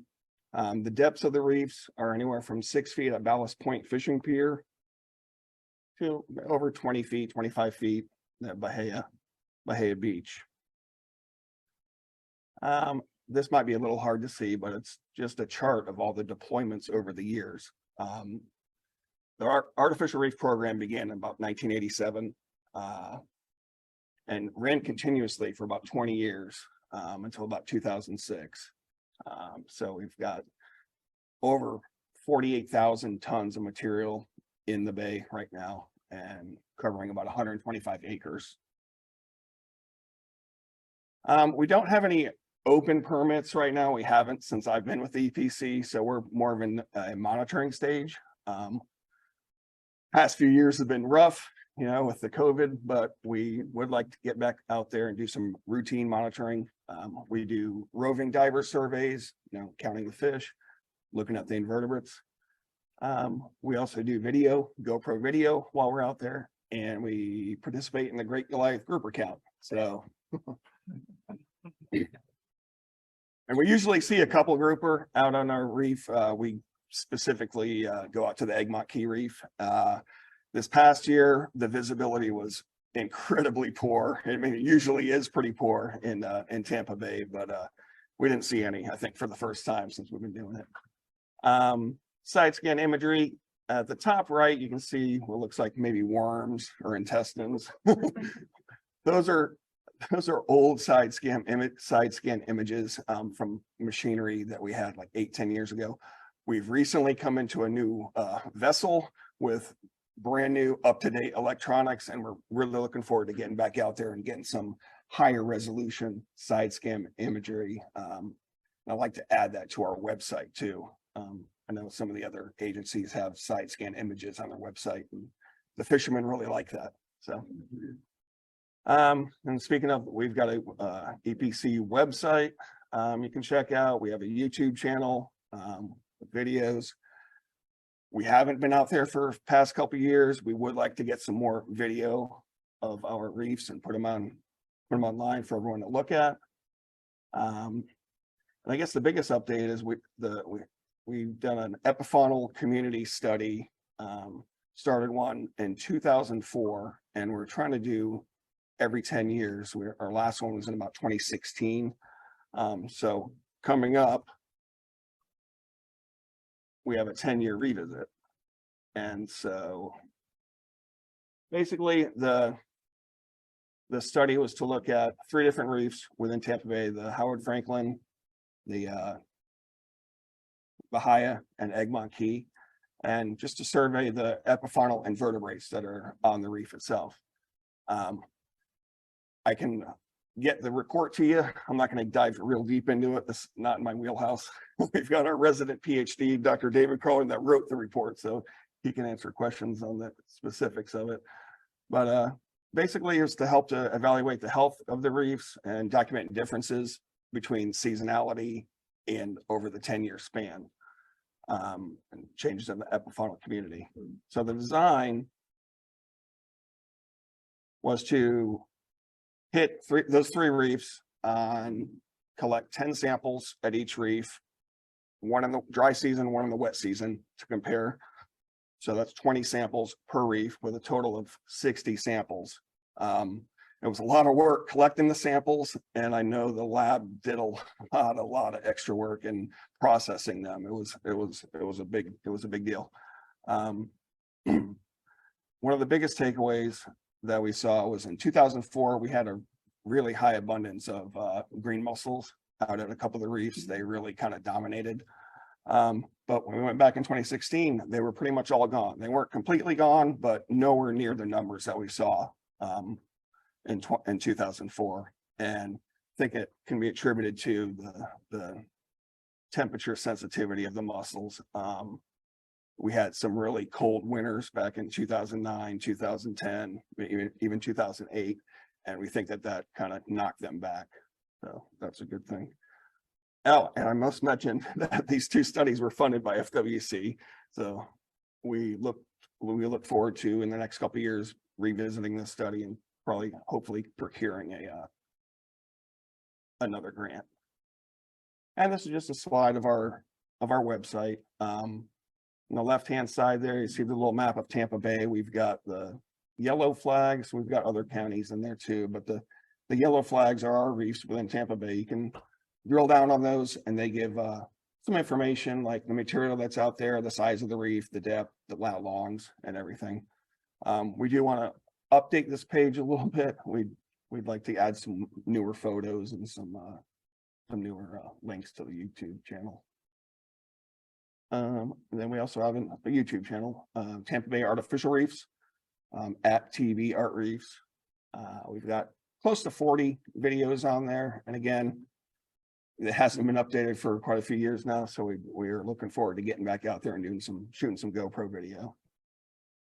And this is just the stats or the analytics. And we've had 83,000 views since the inception of our YouTube channel. And that's without updating it in a while. So we expect those numbers to go up a little bit. And that's it. Questions?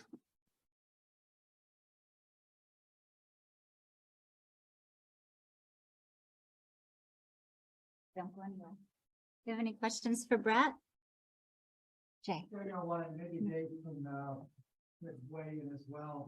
Those of us who've been around for a long time, the green mussel population dynamics in Tampa Bay and surveying on the beaches that have been really quite fascinating. Those of us recall they were everywhere, after they made contact in 1999, I think it was. So other than what you showed here in your surveys, are you keeping an eye on them in your regular annual census surveys, and what's happening with the green mussel population? We haven't really seen high abundance of them in years. Staying in check since they died off around 2010. And because they're very, we have warmer waters now. The water's not getting as cold as it used to be. So I'm really curious to know if that's going to lift the pressure off of them and see them come back to the vengeance. As we have less of cold snaps, in the water. Yeah, in our recent diving surveys, like Dave said, that they're pretty much non-existent now.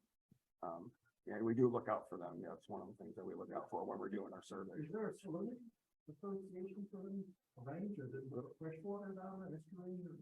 Well, they are in the estuarine environment. I don't know, Dave could probably answer this question. He's the. They're native into the Pacific and normal rain.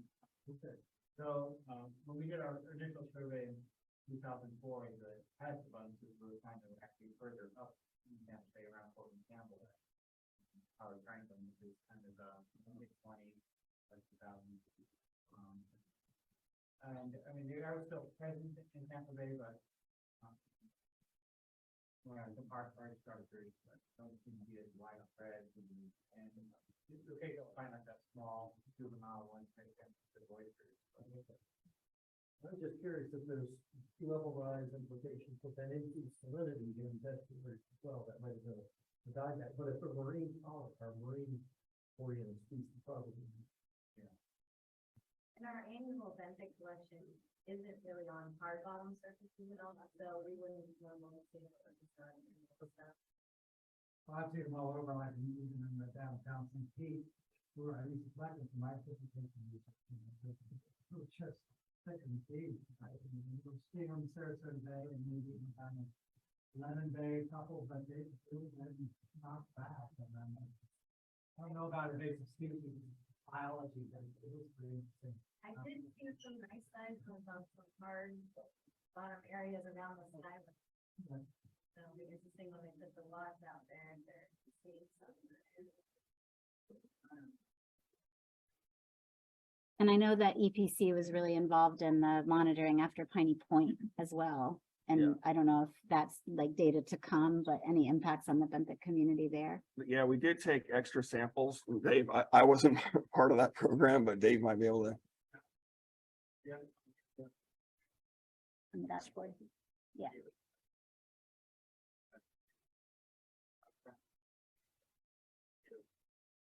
Cool. Thank you, Brett.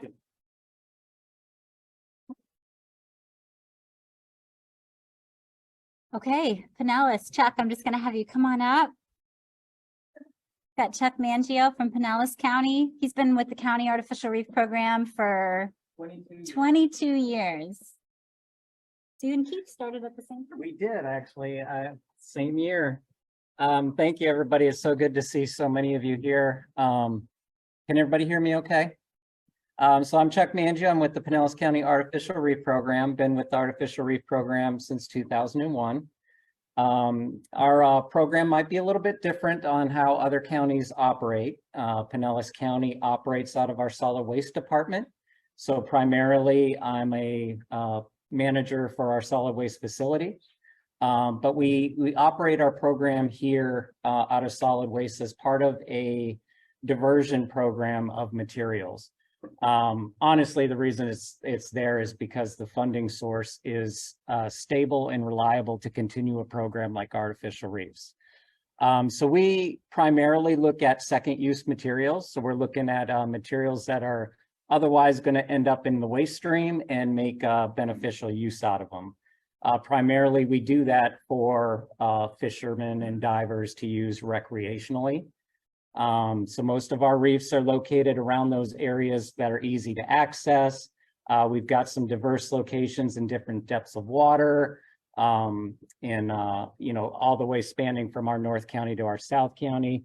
I want to thank Brett for showing a map of Pinellas County, so I didn't have to do my presentation. He already showed where all our reef locations are. But anytime, you're interested in where we have artificial reefs in Pinellas County, you can just go to, if you just Google Pinellas County artificial reefs, will come right up. We are revamping our website as well. We're going to be adding more information as to what's currently going on. I mean, right now you can go there and you can get our reef guide and see a lot of historical deployments that we've done. But we'll keep that more up to date as we go on this website. We have some abilities to change that more frequently and keep it more current. Upcoming programs or upcoming operations we have. Last year, we applied for a grant from FWC to assist with the deployment. We have about 2,000 tons of second use concrete that we've been collecting probably over the last 3 years that we're gonna deploy out. They're staged. We're putting the contract out, looking for a vendor to come in, load them and deploy them. It'll be interesting this year because I have a feeling that costs associated with transportation of these materials to our artificial reef are going to be a lot higher than we've historically experienced. So we'll see how that comes around. I just know as far as transportation costs, everything is skyrocketing out there. So it'll be interesting to see really what they come back. And I think Keith had mentioned earlier that Southwest Florida does have those challenges. We've got limited areas to where we can stage these materials. And there's a lot of distance involved in transporting these materials. In fact, the reef we're deploying to is a new reef. It's at the south end of our county, about 4 miles off St. Pete Beach.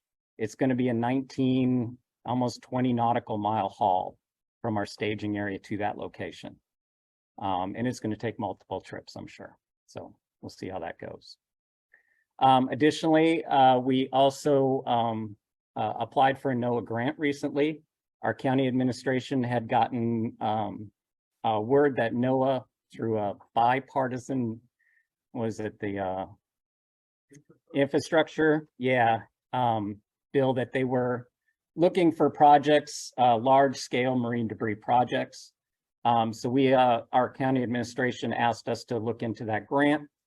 We did apply for that grant, and we're looking to identify and remove some of these old waste tires that were put out on the inside Tampa Bay and out of the Gulf Coast. We're not sure exactly how many we're going to end up getting. There's going to be a lot of survey work to be done to identify these, but we'll look for any of those tires that, became unstable, that are, they're plaguing our beaches as far as washing them up. They're getting into navigational channels. And they're just not, good reef material over time. Aside from that, I want to introduce my coworker, Anna. Anna Jeffers joined our group in about a year ago. So she's, just now kind of getting into and learning about the artificial reef program. Excited to have her. She's got a lot of energy and certainly be willing to work with any of you on our programs. That's all I got.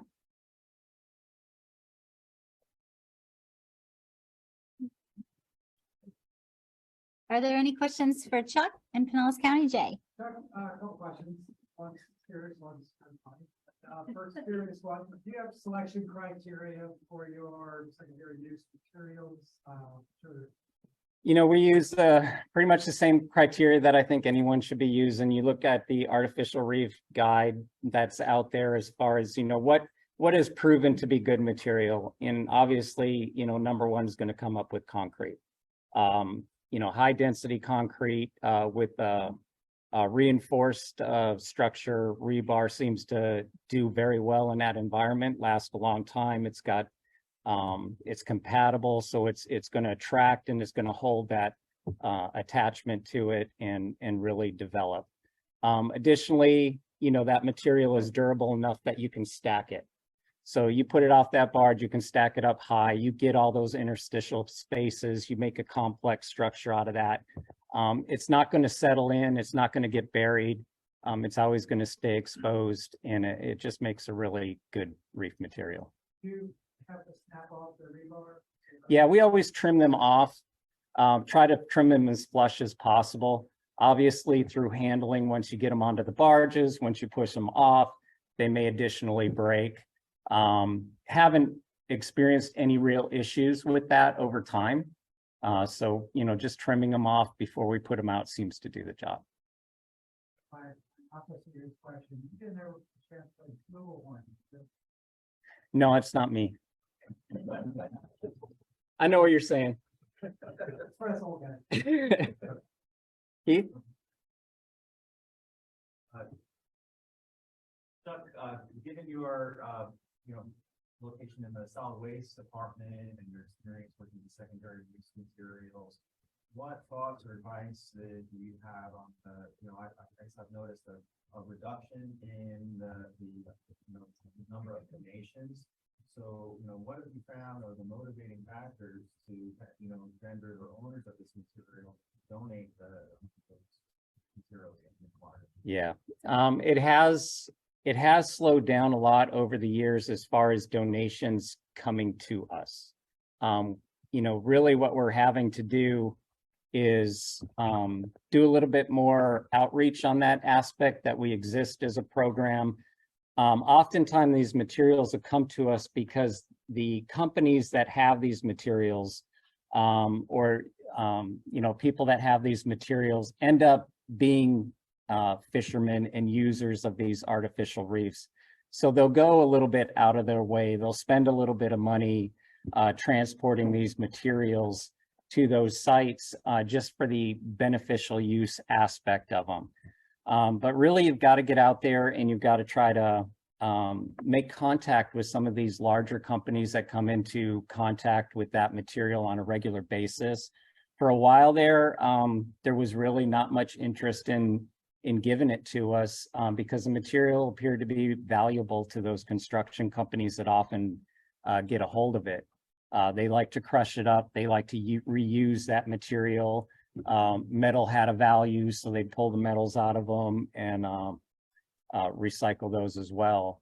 I think it's coming back a little bit. I recently got a donation from a large construction company out of Manatee County, and they were willing to transport that material to us at their cost, which I can only imagine was pretty expensive. But the driving factor around that is, they had to get rid of it. There was no value to the construction company for the material. They really didn't want to crush it up. They really didn't want to pull the metal out of it. And they wanted to donate it for beneficial use. So they managed to transport about 200 tons of very large 96-inch culverts to us.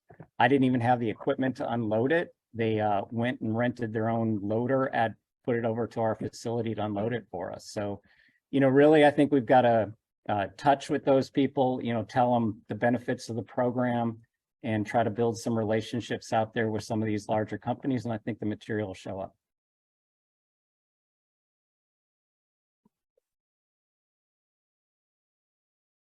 Yeah, I think that's great. We can, if you have more questions for Chuck, you can catch him at lunch or one of the next breaks.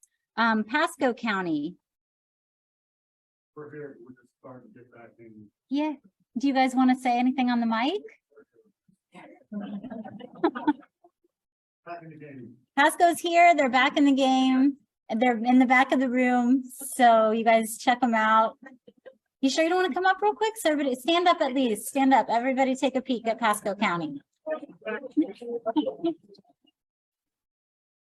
After a while, we're back in the game. Awesome. Awesome. We look forward to hearing from you next time. Are we still in the seat of the money and other plans? How much? Yeah, we are. We're just looking for some new sites. They passed the ball with the seagrass. The last site we did, ended up growing for seagrass. We had to move. So now we're just looking for a new shore reef and one out. We want to slow the reef. We're back in the game finally. Awesome. Okay. All right. Thanks, you guys. Pasco County is right there. Are you sure? Last chance. Okay. All right. You always hear about that pesky seagrass. Hernando. Hernando County. You want to come up, Chuck? Chuck Morton's here from Hernando County. He's here.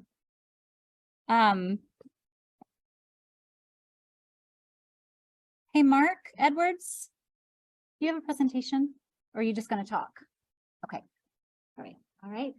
I'm going to pass the mic to Chuck, who's been working, and the second Chuck, this is Chuck Morton, been working on artificial reefs for a long time as well. And I'll let you tell us about Hernando. Well, Hernando County is kind of like Pasco. They're redoing and getting back in the game. Keith Kalasa, who many of you knew, had to do a medical retirement. He's better and he's looking for a job. What I was going to do is point out a couple of things. This includes Pasco, and if I step on citrus, bear with me. The accomplishment that was done is that the Nature Coast Aquatic Preserve connecting from Pasco all the way up to Levy, Cedar Key area. We worked on that. I was on a technical advisory group or whatever they want to call it, but anyway, I was stayed in the game. And that's for the protection of seagrass, you know, and this was a problem because seagrass is a nemesis for reef builders because if there's seagrass there, you can't build a reef. But if you don't stay in the game, you don't get to talk at all. So that's why I got on the tag, was able to give input. And the projects that we had on the table stayed on the table rather than being removed from the table. So, you know, that, because I was looking at like one more layer of permitting.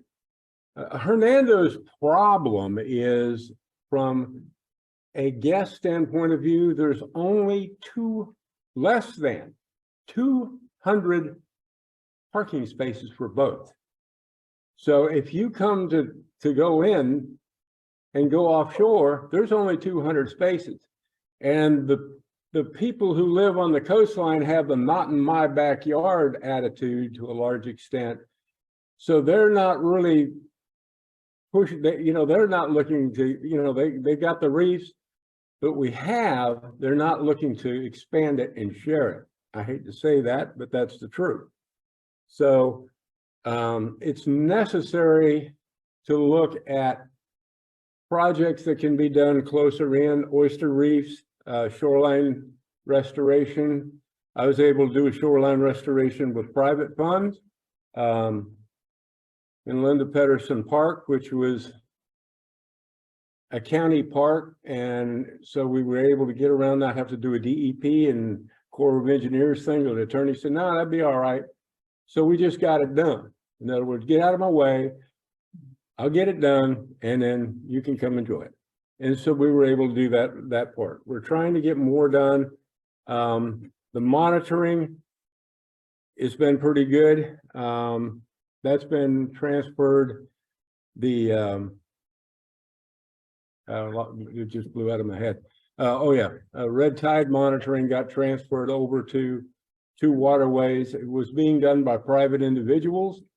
The organization I represent, Hernando Environmental Land Protectors, was helping to offset the fuel because the state wants something, but they don't fund it.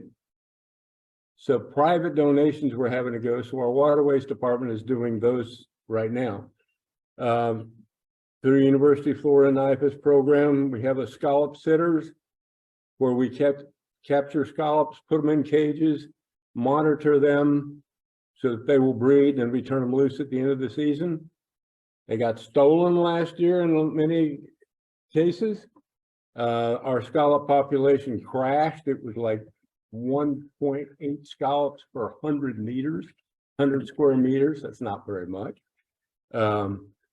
So Brittany just had a baby, so she's off on medical leave. The turtle program's still going. The horseshoe crab counts are still going.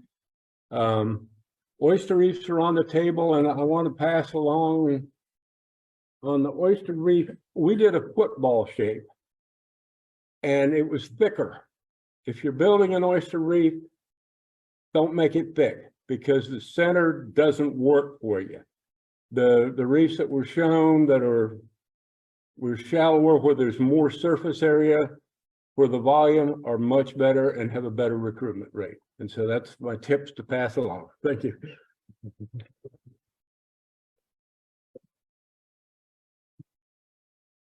Any questions for Chuck?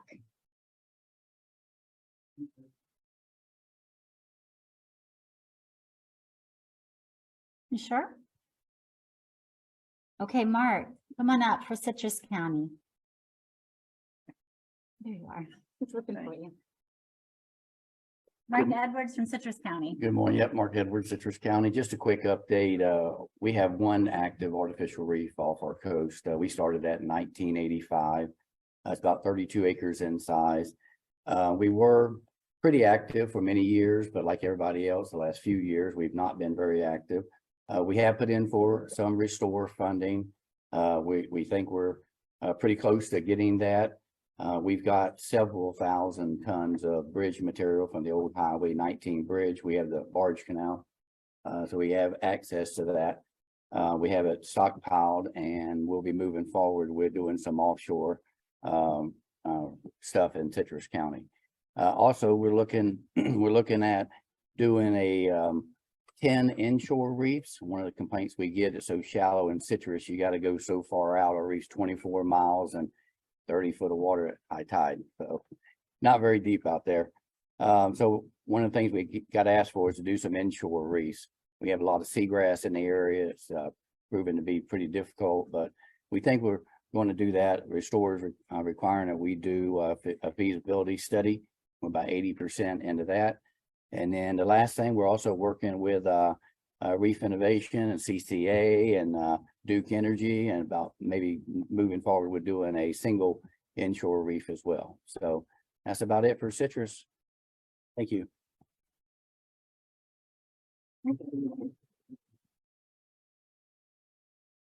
Does anybody have any questions for Mark? I do. Yeah. Hey, Mark, good to see you. Yeah, good seeing you. You know, as a seagrass practitioner, I'm very interested in inshore artificial reefs as it relates to seagrass enhancement. We're currently doing a project in North Carolina, and we're running into some of the same seagrass issues. And my question to you is, what tips do you have for other inshore reefs, building them around seagrass? And are there cumulative impacts to where you could show that the seagrass behind the artificial reef gets enhanced to offset the mitigation for the placement of it? Well, being that we haven't done any inshore reefs yet, I'm not sure. I do agree, though, we've seen that too behind. You know, you do get some benefits from doing that. I know in the past, when we looked at doing some of the inshore stuff, at that time we were in state waters, not in federal waters, and we got nowhere with that. So it'd be interesting. We're trying to just find 10 ideal sites, and then we're going to go through the permit process. So we'll see what obstacles we have to get over there. All right, thank you. Oh. To also answer that question for you, Fernando County did some of those shallow water reefs that we did out there. Seagrass is growing thicker and taller behind the reefs and inside the reefs. And Tampa Bay Watch also has a lot of reefs they've done on inshore and oyster reefs. They've shown that a lot of seagrass as well as shoreline grasses are growing much thicker and stronger behind the section for those kind of shallow reef areas and the emerging. And we are going to try to map some of that down tomorrow. I'm working on some of that now with the mapping system that we've got. And hopefully we're going to be able to get some more monitoring and video that to show people through. And if you do put it in a sandy area, like we've done in Orlando, we're part of that one as well. And you just got to place them right where you're not damaging existing, colonies of the seagrass. But if you put them in the sandy areas where you have an area that's clear of it, and you can safely put stuff down there without covering up the seagrass. The seagrass is going to go back a lot thicker and stronger behind it. So it's getting protection. I'd like to add to that, that a lot of this dovetails into what we do with coastal engineering and deep renourishment. It depends a lot on how close the reef falls are to the surface of the water and how many rows and how many reef falls you have. So you can imagine a reef fall down deep, it's not doing much to affect the currents that flow in the area. It's getting shallower and shallower with more and more of the breakwater effect. So you can talk to some coastal engineers, and when you combine these two together, bring the science of artificial reef, science of coastal engineering together, then you can actually meaningfully create that. When you get it real shallow, you can get a little careful, but sometimes you can get a lot of sediment flow. You can actually get more sediment right behind the reef, you can actually lose some seagrass right behind it and gain more further down. So it's a very site-particular situation, something you have to study, but there's really a lot of benefits to gain in stabilizing the bottom. Has a lot of benefits, not just the seagrass, but also helps the turbidity in the area. They work together. As seagrass then moves in, it reduces the turbidity even more, and then gets more light penetration. so you can actually get healthy duckbill whales, healthier grass. So you got to think about life quality as well. So there's a lot to that, but I think in the future with a lot of good science, you see a lot of development. All right, great. Yeah, definitely room for a lot of conversation. So I can already see you guys picking who you want to sit by at lunchtime. And we are running a little bit behind, so I'm not trying to rush us, but I am going to rush us. Is anyone here from Levy County? I know somebody's here from Taylor, so I didn't want to leave Levy out. So if anybody's here from Levy County, speak now or forever. Hold your peace. No. Okay. What about Citrus? I'm sorry, Dixie. Mark was here from Citrus. Dixie. Okay, great. Taylor, we've got Victor Blanco here to give us an update on Taylor County's Artificial Reef Program, although Victor is with Florida Sea Grant. Thank you, Angela. And well, yeah, so I've been for 6 years with Sea Grant in Taylor County. And when I took over, it was great to start working on the Artificial Reef Program. Taylor County Reef Research Team was created in 1995. So they had the background, but then people just got old and retired and they didn't want to take care of that. And they say, well, Victor, you take care of it. So since I've been there, we started with the monitoring program. And basically what I tried to do, being the extension agent, was to create a monitoring program using citizen science. But at the base of that is also a good process of training of the volunteer divers.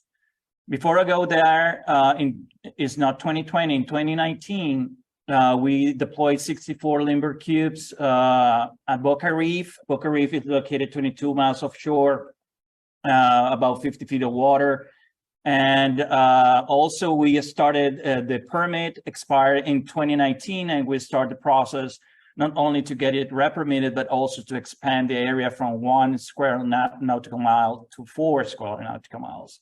Because a couple of reef patch were actually outside of the permit area. So we wanted to include that and to have enough room for the next 50 years or more.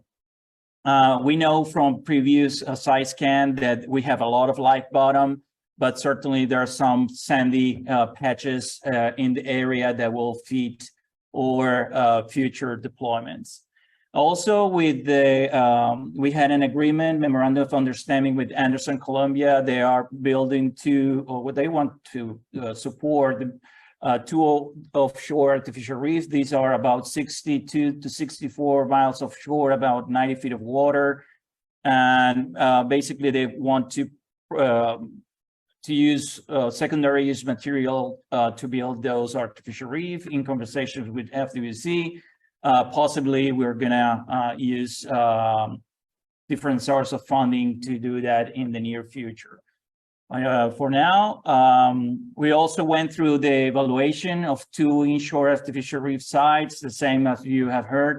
We have the Big Bend Seagrass Aquatic Preserve in between, but the county commissioners and some groups would like to explore that way.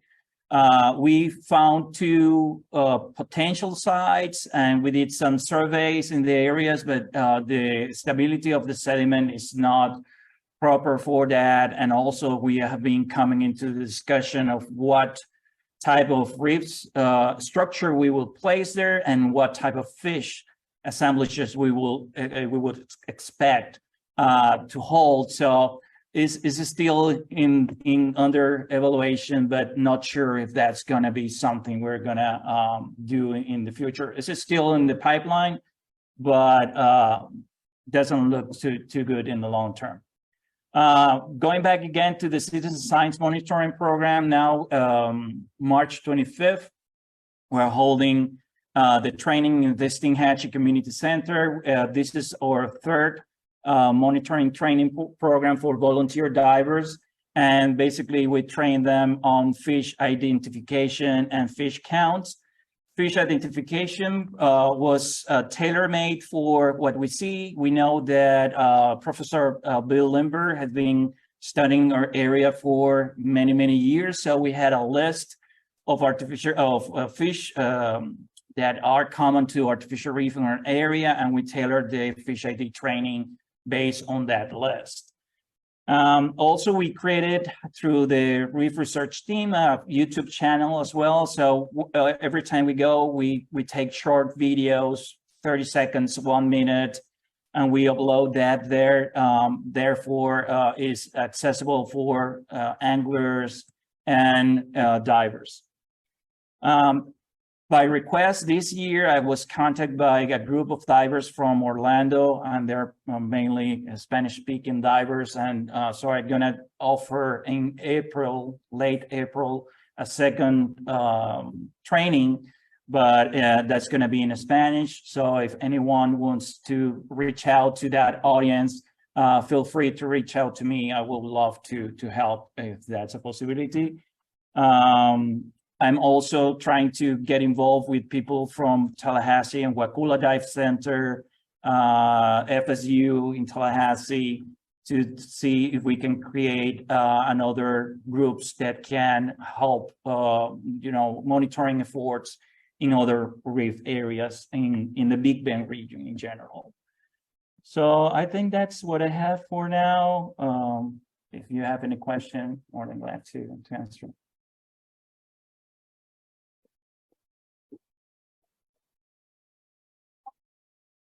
Any questions for Victor? I think our northernmost counties need a round of applause just for coming. Taylor, Dixie, Davie, Citrus. Southwest. Oh, good. Sorry.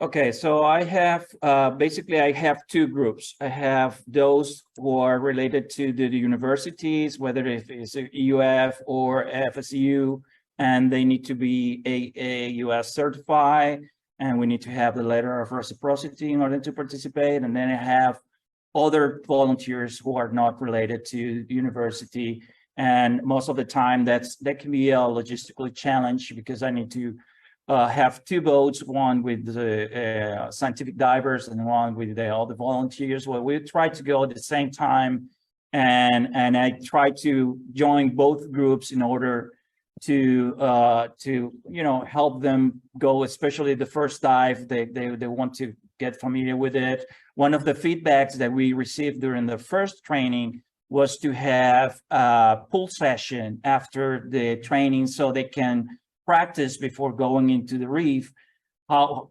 really the process is, because it can be a little bit tricky, especially if after the training you wait 2, 3, 4 weeks and they forget everything. So the quality of the data is really important, especially because we're using FTC, of course, funding for that. Thank you. Thank you. Thank you. I'm sorry to push you off.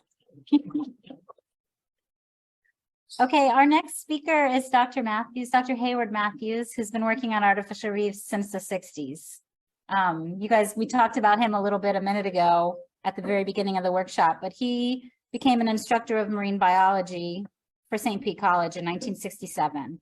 He retired, but he still continues to teach scuba diving and work on artificial reef programs. He has been instrumental in developing artificial reef programs throughout the state since the 60s. And in 2010, he founded Reef Monitoring, Inc., which is a nonprofit that trains recreational divers to collect data on natural and artificial reefs.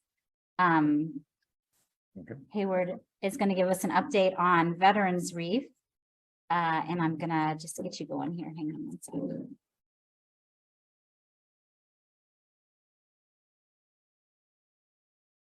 Hang on, Zoom. I'm coming.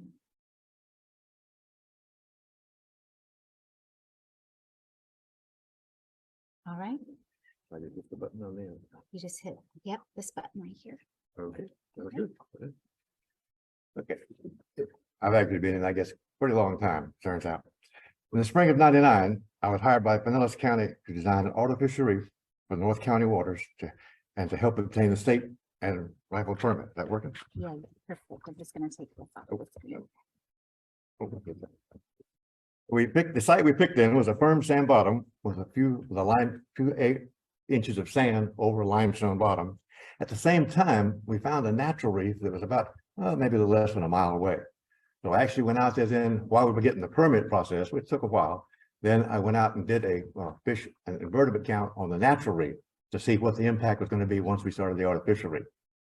Turned out surprisingly, the fish population did actually drop at first because a lot of the fish that were on the natural reef moved over to the better habitat on the artificial reef. But then went back and did it again after about a year and a half. Then the population on the natural reef actually got back up higher. This we attribute to the fact that then that the fishing pressure that was on the natural reef was almost nil now. All the fishermen moved over because the artificial reef had buoys on it, easy to locate, and lots of fish. So it actually increased surprisingly on that then over time there then. Okay. Then we actually got there then a $270,000 grant from the state boating improvement fund, and went out there then, and the design was to use 5 different materials. So at the center of that one there then, I had 3 great big barges at the center, and then just a little bit to the south, I had a semicircle there then of large limestone boulders. And then just a little bit north of that, I started off then with a line of the polygonals, similar to what you saw then on the picture there along the Skyway, but much smaller ones. But those, a pile of those. Then I had a pile of concrete culvert or second use materials. Then we had a pile then of what we call tetrahedrons made down in Miami, where they had a triangular or pyramid shaped mold. And when cement trucks would come back with leftover cement, they dump it into the mold. And then when they got up the top, they put a little ring at the top.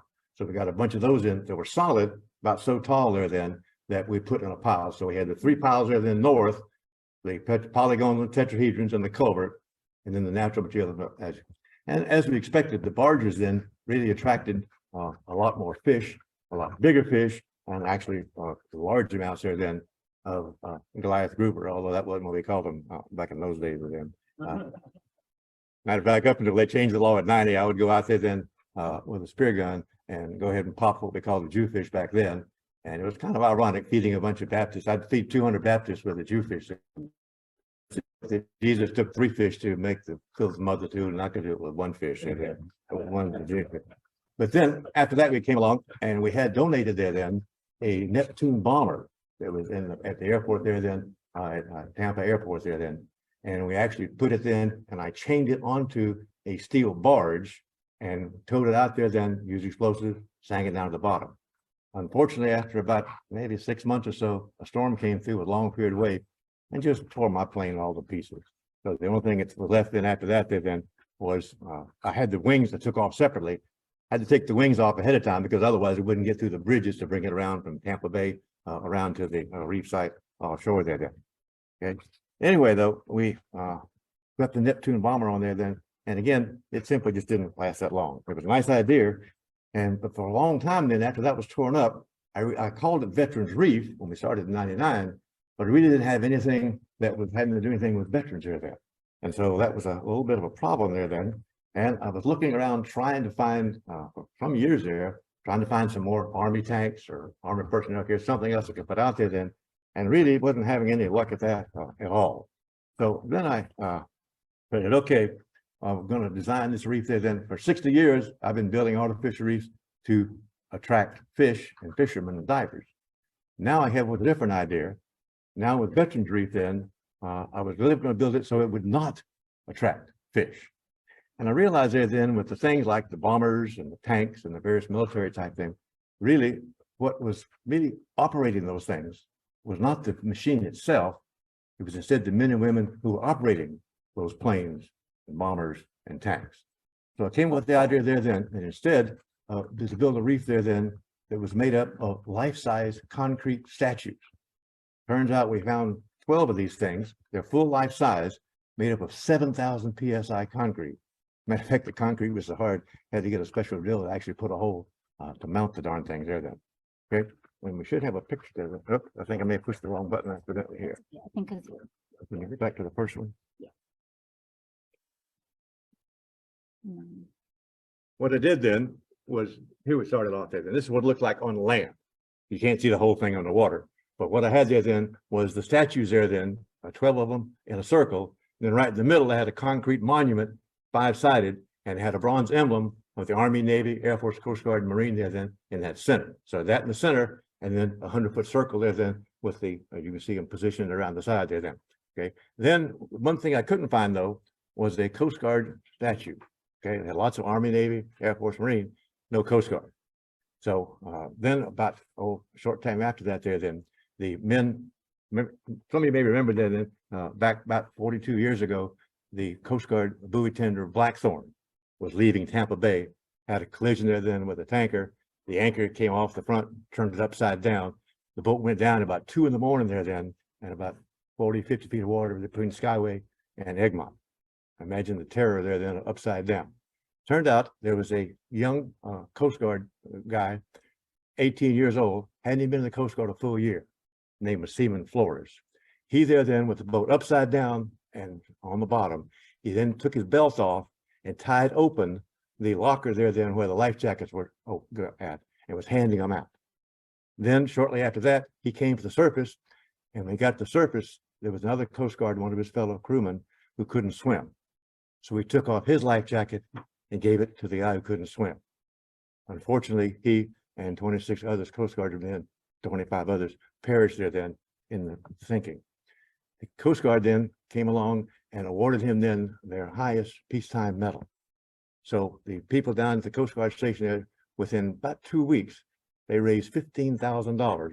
We had a custom-made statue made of Seaman Flores. The family then sent us pictures of him. And whereas my first 12 statues were generic, from generic soldier type sailors, this one actually had his facial features on it. What's really ironic is that on the statue, he's wearing the medal he never got to wear in a lifetime. Really kind of ironic there. Here's what then we later came along and made a survey.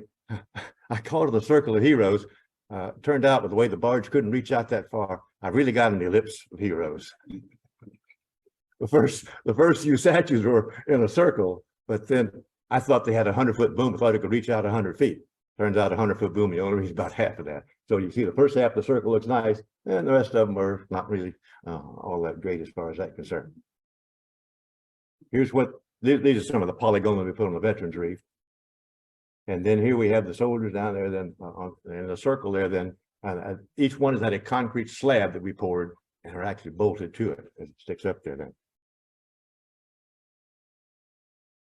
There we go. Okay, shortly after that then, about a year and a half ago, when the Tampa Bay Buccaneers were playing a game on Veterans Day. The day before that there then, one of the dive shops there then took out two boatloads of veteran divers. They went out there then to the Circle of Heroes, and one of the statues I have there then has a soldier down on one knee, and in front of him there is a soldier's cross with the rifle and the helmet on the top of it. They went out there then and took a picture there then of the statue with him kneeling with the American flag behind it. Then after they finished, they actually folded the American flag underwater in the way that you see then on the movies there. Then. I did underwater rather tricky, but they went and gave it there then to the veterans while they were at it there then. And here they actually is the statue there then with him wearing the medal. The Coast Guard liked the statue so well that they kept it for a year on their own seawall. And then after a year, they went ahead and took their boat and took it out. And I had one space between the Air Force statue and the kneeling soldier, 150-foot space. They went out there then, I had a couple of jugs out there. They actually put it exactly in the middle. But of course, that's what Coast Guard people do with buoys all the time anyways. They put it right in the center there then. So now I've got 13 statues there in a circle. And there's the ones you see now. I would love to have had something like that. These are really big ones. The ones we had, the ones that I had there are about so tall. I'd love to have some of these there then, but probably not. Then I went out there then, I didn't want anchor divers. This reef was designed strictly then for divers. So there's no fish around it. There's no empty spaces for it. But I did want to make sure then that the boat divers were not dropping anchors on the statues. Some of these statues are $15,000, $20,000 a piece. So what I've got then, I've got 4 mooring buoys on the 4 corners. And then so they simply pull up the mooring buoy. I've got a floating poly rope, hook it on, they go down it. And then I've got ropes on the bottom, black poly crab trap rope. So they can go all the way around the circle. They can see all 13 statues there, then come back up and leave. It worked out pretty good until just recently. some barge captain coming out of Tampa Bay and carrying barges up to the Crystal River plant apparently had paying no attention to the charts and is actually coming through, and his barges actually ripped out the buoys, two of my buoys, a couple of weeks ago. And the buoys and chain all cost me about like $400 a piece. So I'm going to try to get in touch with the barge people there in the Port of Tampa and say, hey guys, get back offshore again. Stay out of state waters with your barges there and don't be tearing up Circle of Heroes. Also a little bit dangerous. So if you had divers down and had a barge come or tugboat come with barges out the back, could be a little bit dangerous to divers. So hopefully we're going to be able to kind of whisper in their ear and say, hey guys, get back in the filter waters and stay out of state waters there then with your barges. Okay. Any questions? By the way, when we first started the county project in 1974, we put it under mosquito control. The reason I did that was because the head of mosquito control was a biologist who was also teaching oceanography labs at the college. So and my justification was we were using tires and the tires attract mosquitoes. And so then we put it under mosquito control. Kind of dubious, but it worked, at least for a while.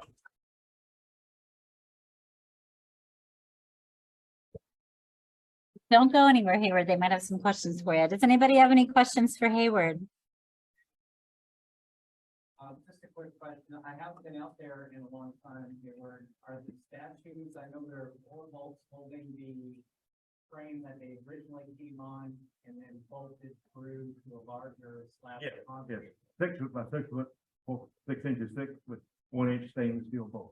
And I remember also the statue, we initially were talking about how you had to have them specially made so that there wasn't such a small area attaching them to that one piece of concrete, being that they're so high up and we were so worried that the way that They didn't do that. how are they holding up to that? One thing we have got is that marine life attracted onto it. So now, in the last couple of years, my statues starting to look like the creature from the Black Lagoon. And they've got growth all over.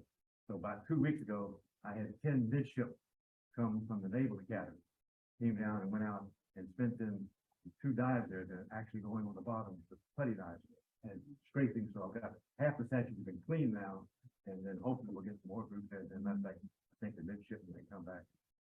I was surprised. I always thought midshipmen meant men. Turned out 5 of the divers were ladies, and the head supervisor was a lady then. But they'll be coming back again. So we're actually going out now and cleaning the statues there and keep them up. It's beautiful artwork in the statue. We'll try to keep them clean as we can. Okay, another question. So if you guys have more questions for Dr. Matthews, definitely catch up with him at the lunch break. And if you've never been out to that Veterans Reef and Circle of Heroes site, it really is impressive and emotional place to visit. It's a great dive. It's off Pinellas County, so check it out if you've never done that before. Our next speaker is Callie Johnson from Florida Gulf Coast University, and she's going to be discussing a little bit about the impacts of Hurricane Ian on the artificial reefs there. She's the dive safety officer and instructor of scientific diving at FGCU, and she also works as a science diver for the university. Thank you. Sure. And I'm well aware that lunch is staring right at us. All right. Thank you, Keith, for having me. And a quick refresher on Hurricane Ian, although I think everyone already remembers that quite well. We had a Category 4. We're joking that it was a 4.9 storm.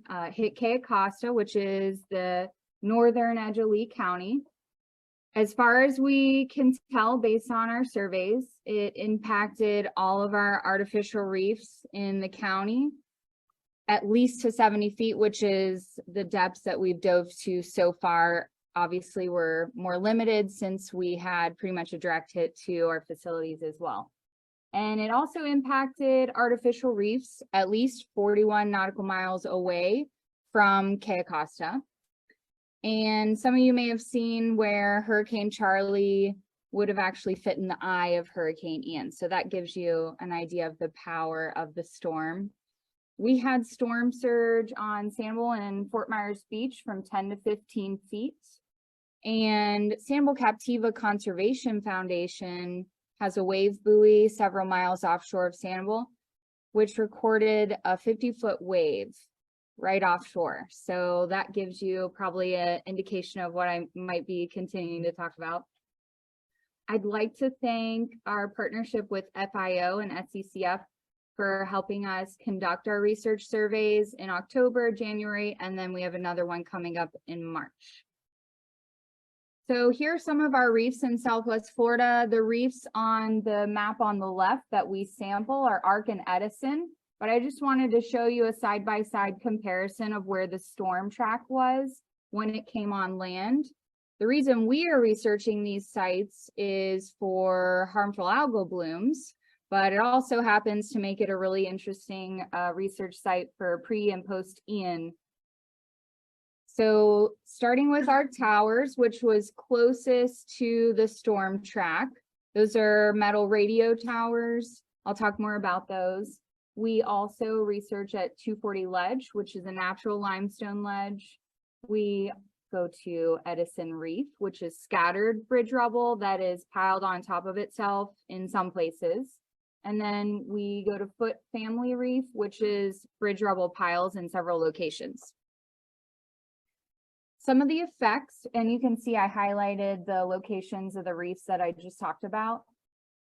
Some of the effects on the reefs include structural changes, changes in marine organisms, as well as sediment.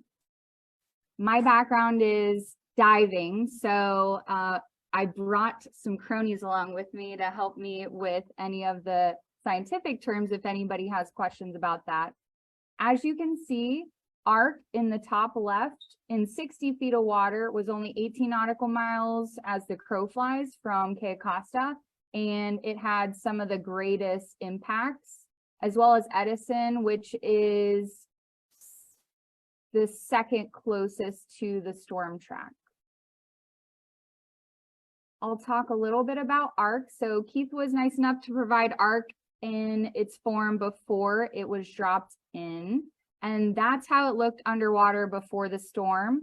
The bottom blue water image is the tower's upright. And if you look closely, you can see the ladder that is also pictured horizontally in the top picture, which was our first survey after the storm. That was provided by James Douglas. Thank you, James. You can see where the published coordinates are on the graphic map, and then the research coordinates where we actually would dive the tower. And then post Ian, towers 1 and 2 are close to each other, probably about 15 feet away from each other. And we had originally measured 30 meters away from our research coordinates. But when I did it, when making my presentation, it was only 33 feet on Navionics. So some discrepancies in math there. And then we did finally find on our second trip, the third tower, 433 feet away. We haven't dove that, but it's clearly on the side scan, a tower. They look only like towers. So we're pretty sure that's where it landed. And that is more representative of the research that was conducted on Hurricane Michael, where there were reefs that were much closer inshore and they moved much further. So to have movement that far in 60 feet of water, pretty impressive, quite awe-inspiring to me. These are some pictures of sediment that's covering a lot of our benthic species. We also had the arrival of lionfish, which we don't typically see. And then there's a marine sludge on the left there that's present at all of the reefs now in patches that we never saw before the storm. As far as artificial versus natural changes, we had changes in sediment. So at Ark, the sediment seemed like it was actually swept off the bottom and exposed limestone and then dumped, as you can see in the picture, second to left and then far to the right, onto everything else. The structure changed, so these 25-foot high towers were knocked onto their sides, which is pretty impressive, as well as changes in marine organisms. I talked about lionfish, but we had changes in a lot of our benthic species. There's just stuff that isn't there, or it's completely covered by sediment. We can't see it anymore. General impressions, this is going to have an impact on red tide for us in the future. And it also causes changes that are similar and different to the impacts that red tide causes without a hurricane. So when red tide happens, there can be fish kills, and that might affect more of the upper levels of the water column. And then with this happening, all of the benthic species are completely covered. And so it's similar but different. Future considerations, especially now that we're seeing increases in red tide as the water stays warm and continues to be stirred up. We're worried about what that's going to look like in the future. For recreational and commercial fisheries, I like to think that it causes some recreational fishermen enrichment, because now they have to find where the new towers are. So that's interesting for them. It's great for us because fishermen don't generally enjoy when divers show up to research the reef. And future considerations, I would also say we need to find some more money to get some more artificial reefs in our area. The reefs fill up, and like I said, people don't really like when they see divers get in the water. So that does directly affect our ability to do research. You know, we want to be good stewards of research. And then I'd just like to thank my colleagues, Dr. Michael Parson, who keeps the lights on, and then Adam Catasus, who drives the boat, so I can do all the fun diving. That's it.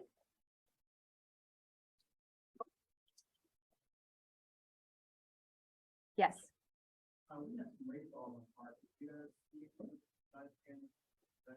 We've dove them prior to the storm, but we haven't dove them after the storm. We kind of cruised around everywhere to look for stuff. And so there's a lot of numbers that we marked that we need to go investigate. Yes. Back in '05, we had a red tide outbreak on the Southwest Artificial Reef, and the dead fish dropped to the bottom below the surface line. We got zero oxygen, killed everything, totally dead. We then studied it on return. The fish population was back to normal within about a year. The vertebrate population took maybe 2 years or so. So the red tide does some damage, but it's not hurting. Yeah, so hopefully we won't see it get that bad. Fingers crossed. Thank you. Yes, Keith. Yeah, thanks for the presentation. Can you share a little bit about what post-storm is, the structural changes to the reefs? And you mentioned the changing lionfish. I'm just wondering, in general, if you have any anecdotal observations about other reef fish species, particularly, target fish species. Sure. Before versus after. Yeah. The storm. So now that the towers are on their sides, we're expecting to see less pelagic attraction. We have seen a lot of the usual suspects as far as like spearfishing and recreational fishing. We've seen cobia, we've seen amberjack, stuff like that. So to be continued. Thank you.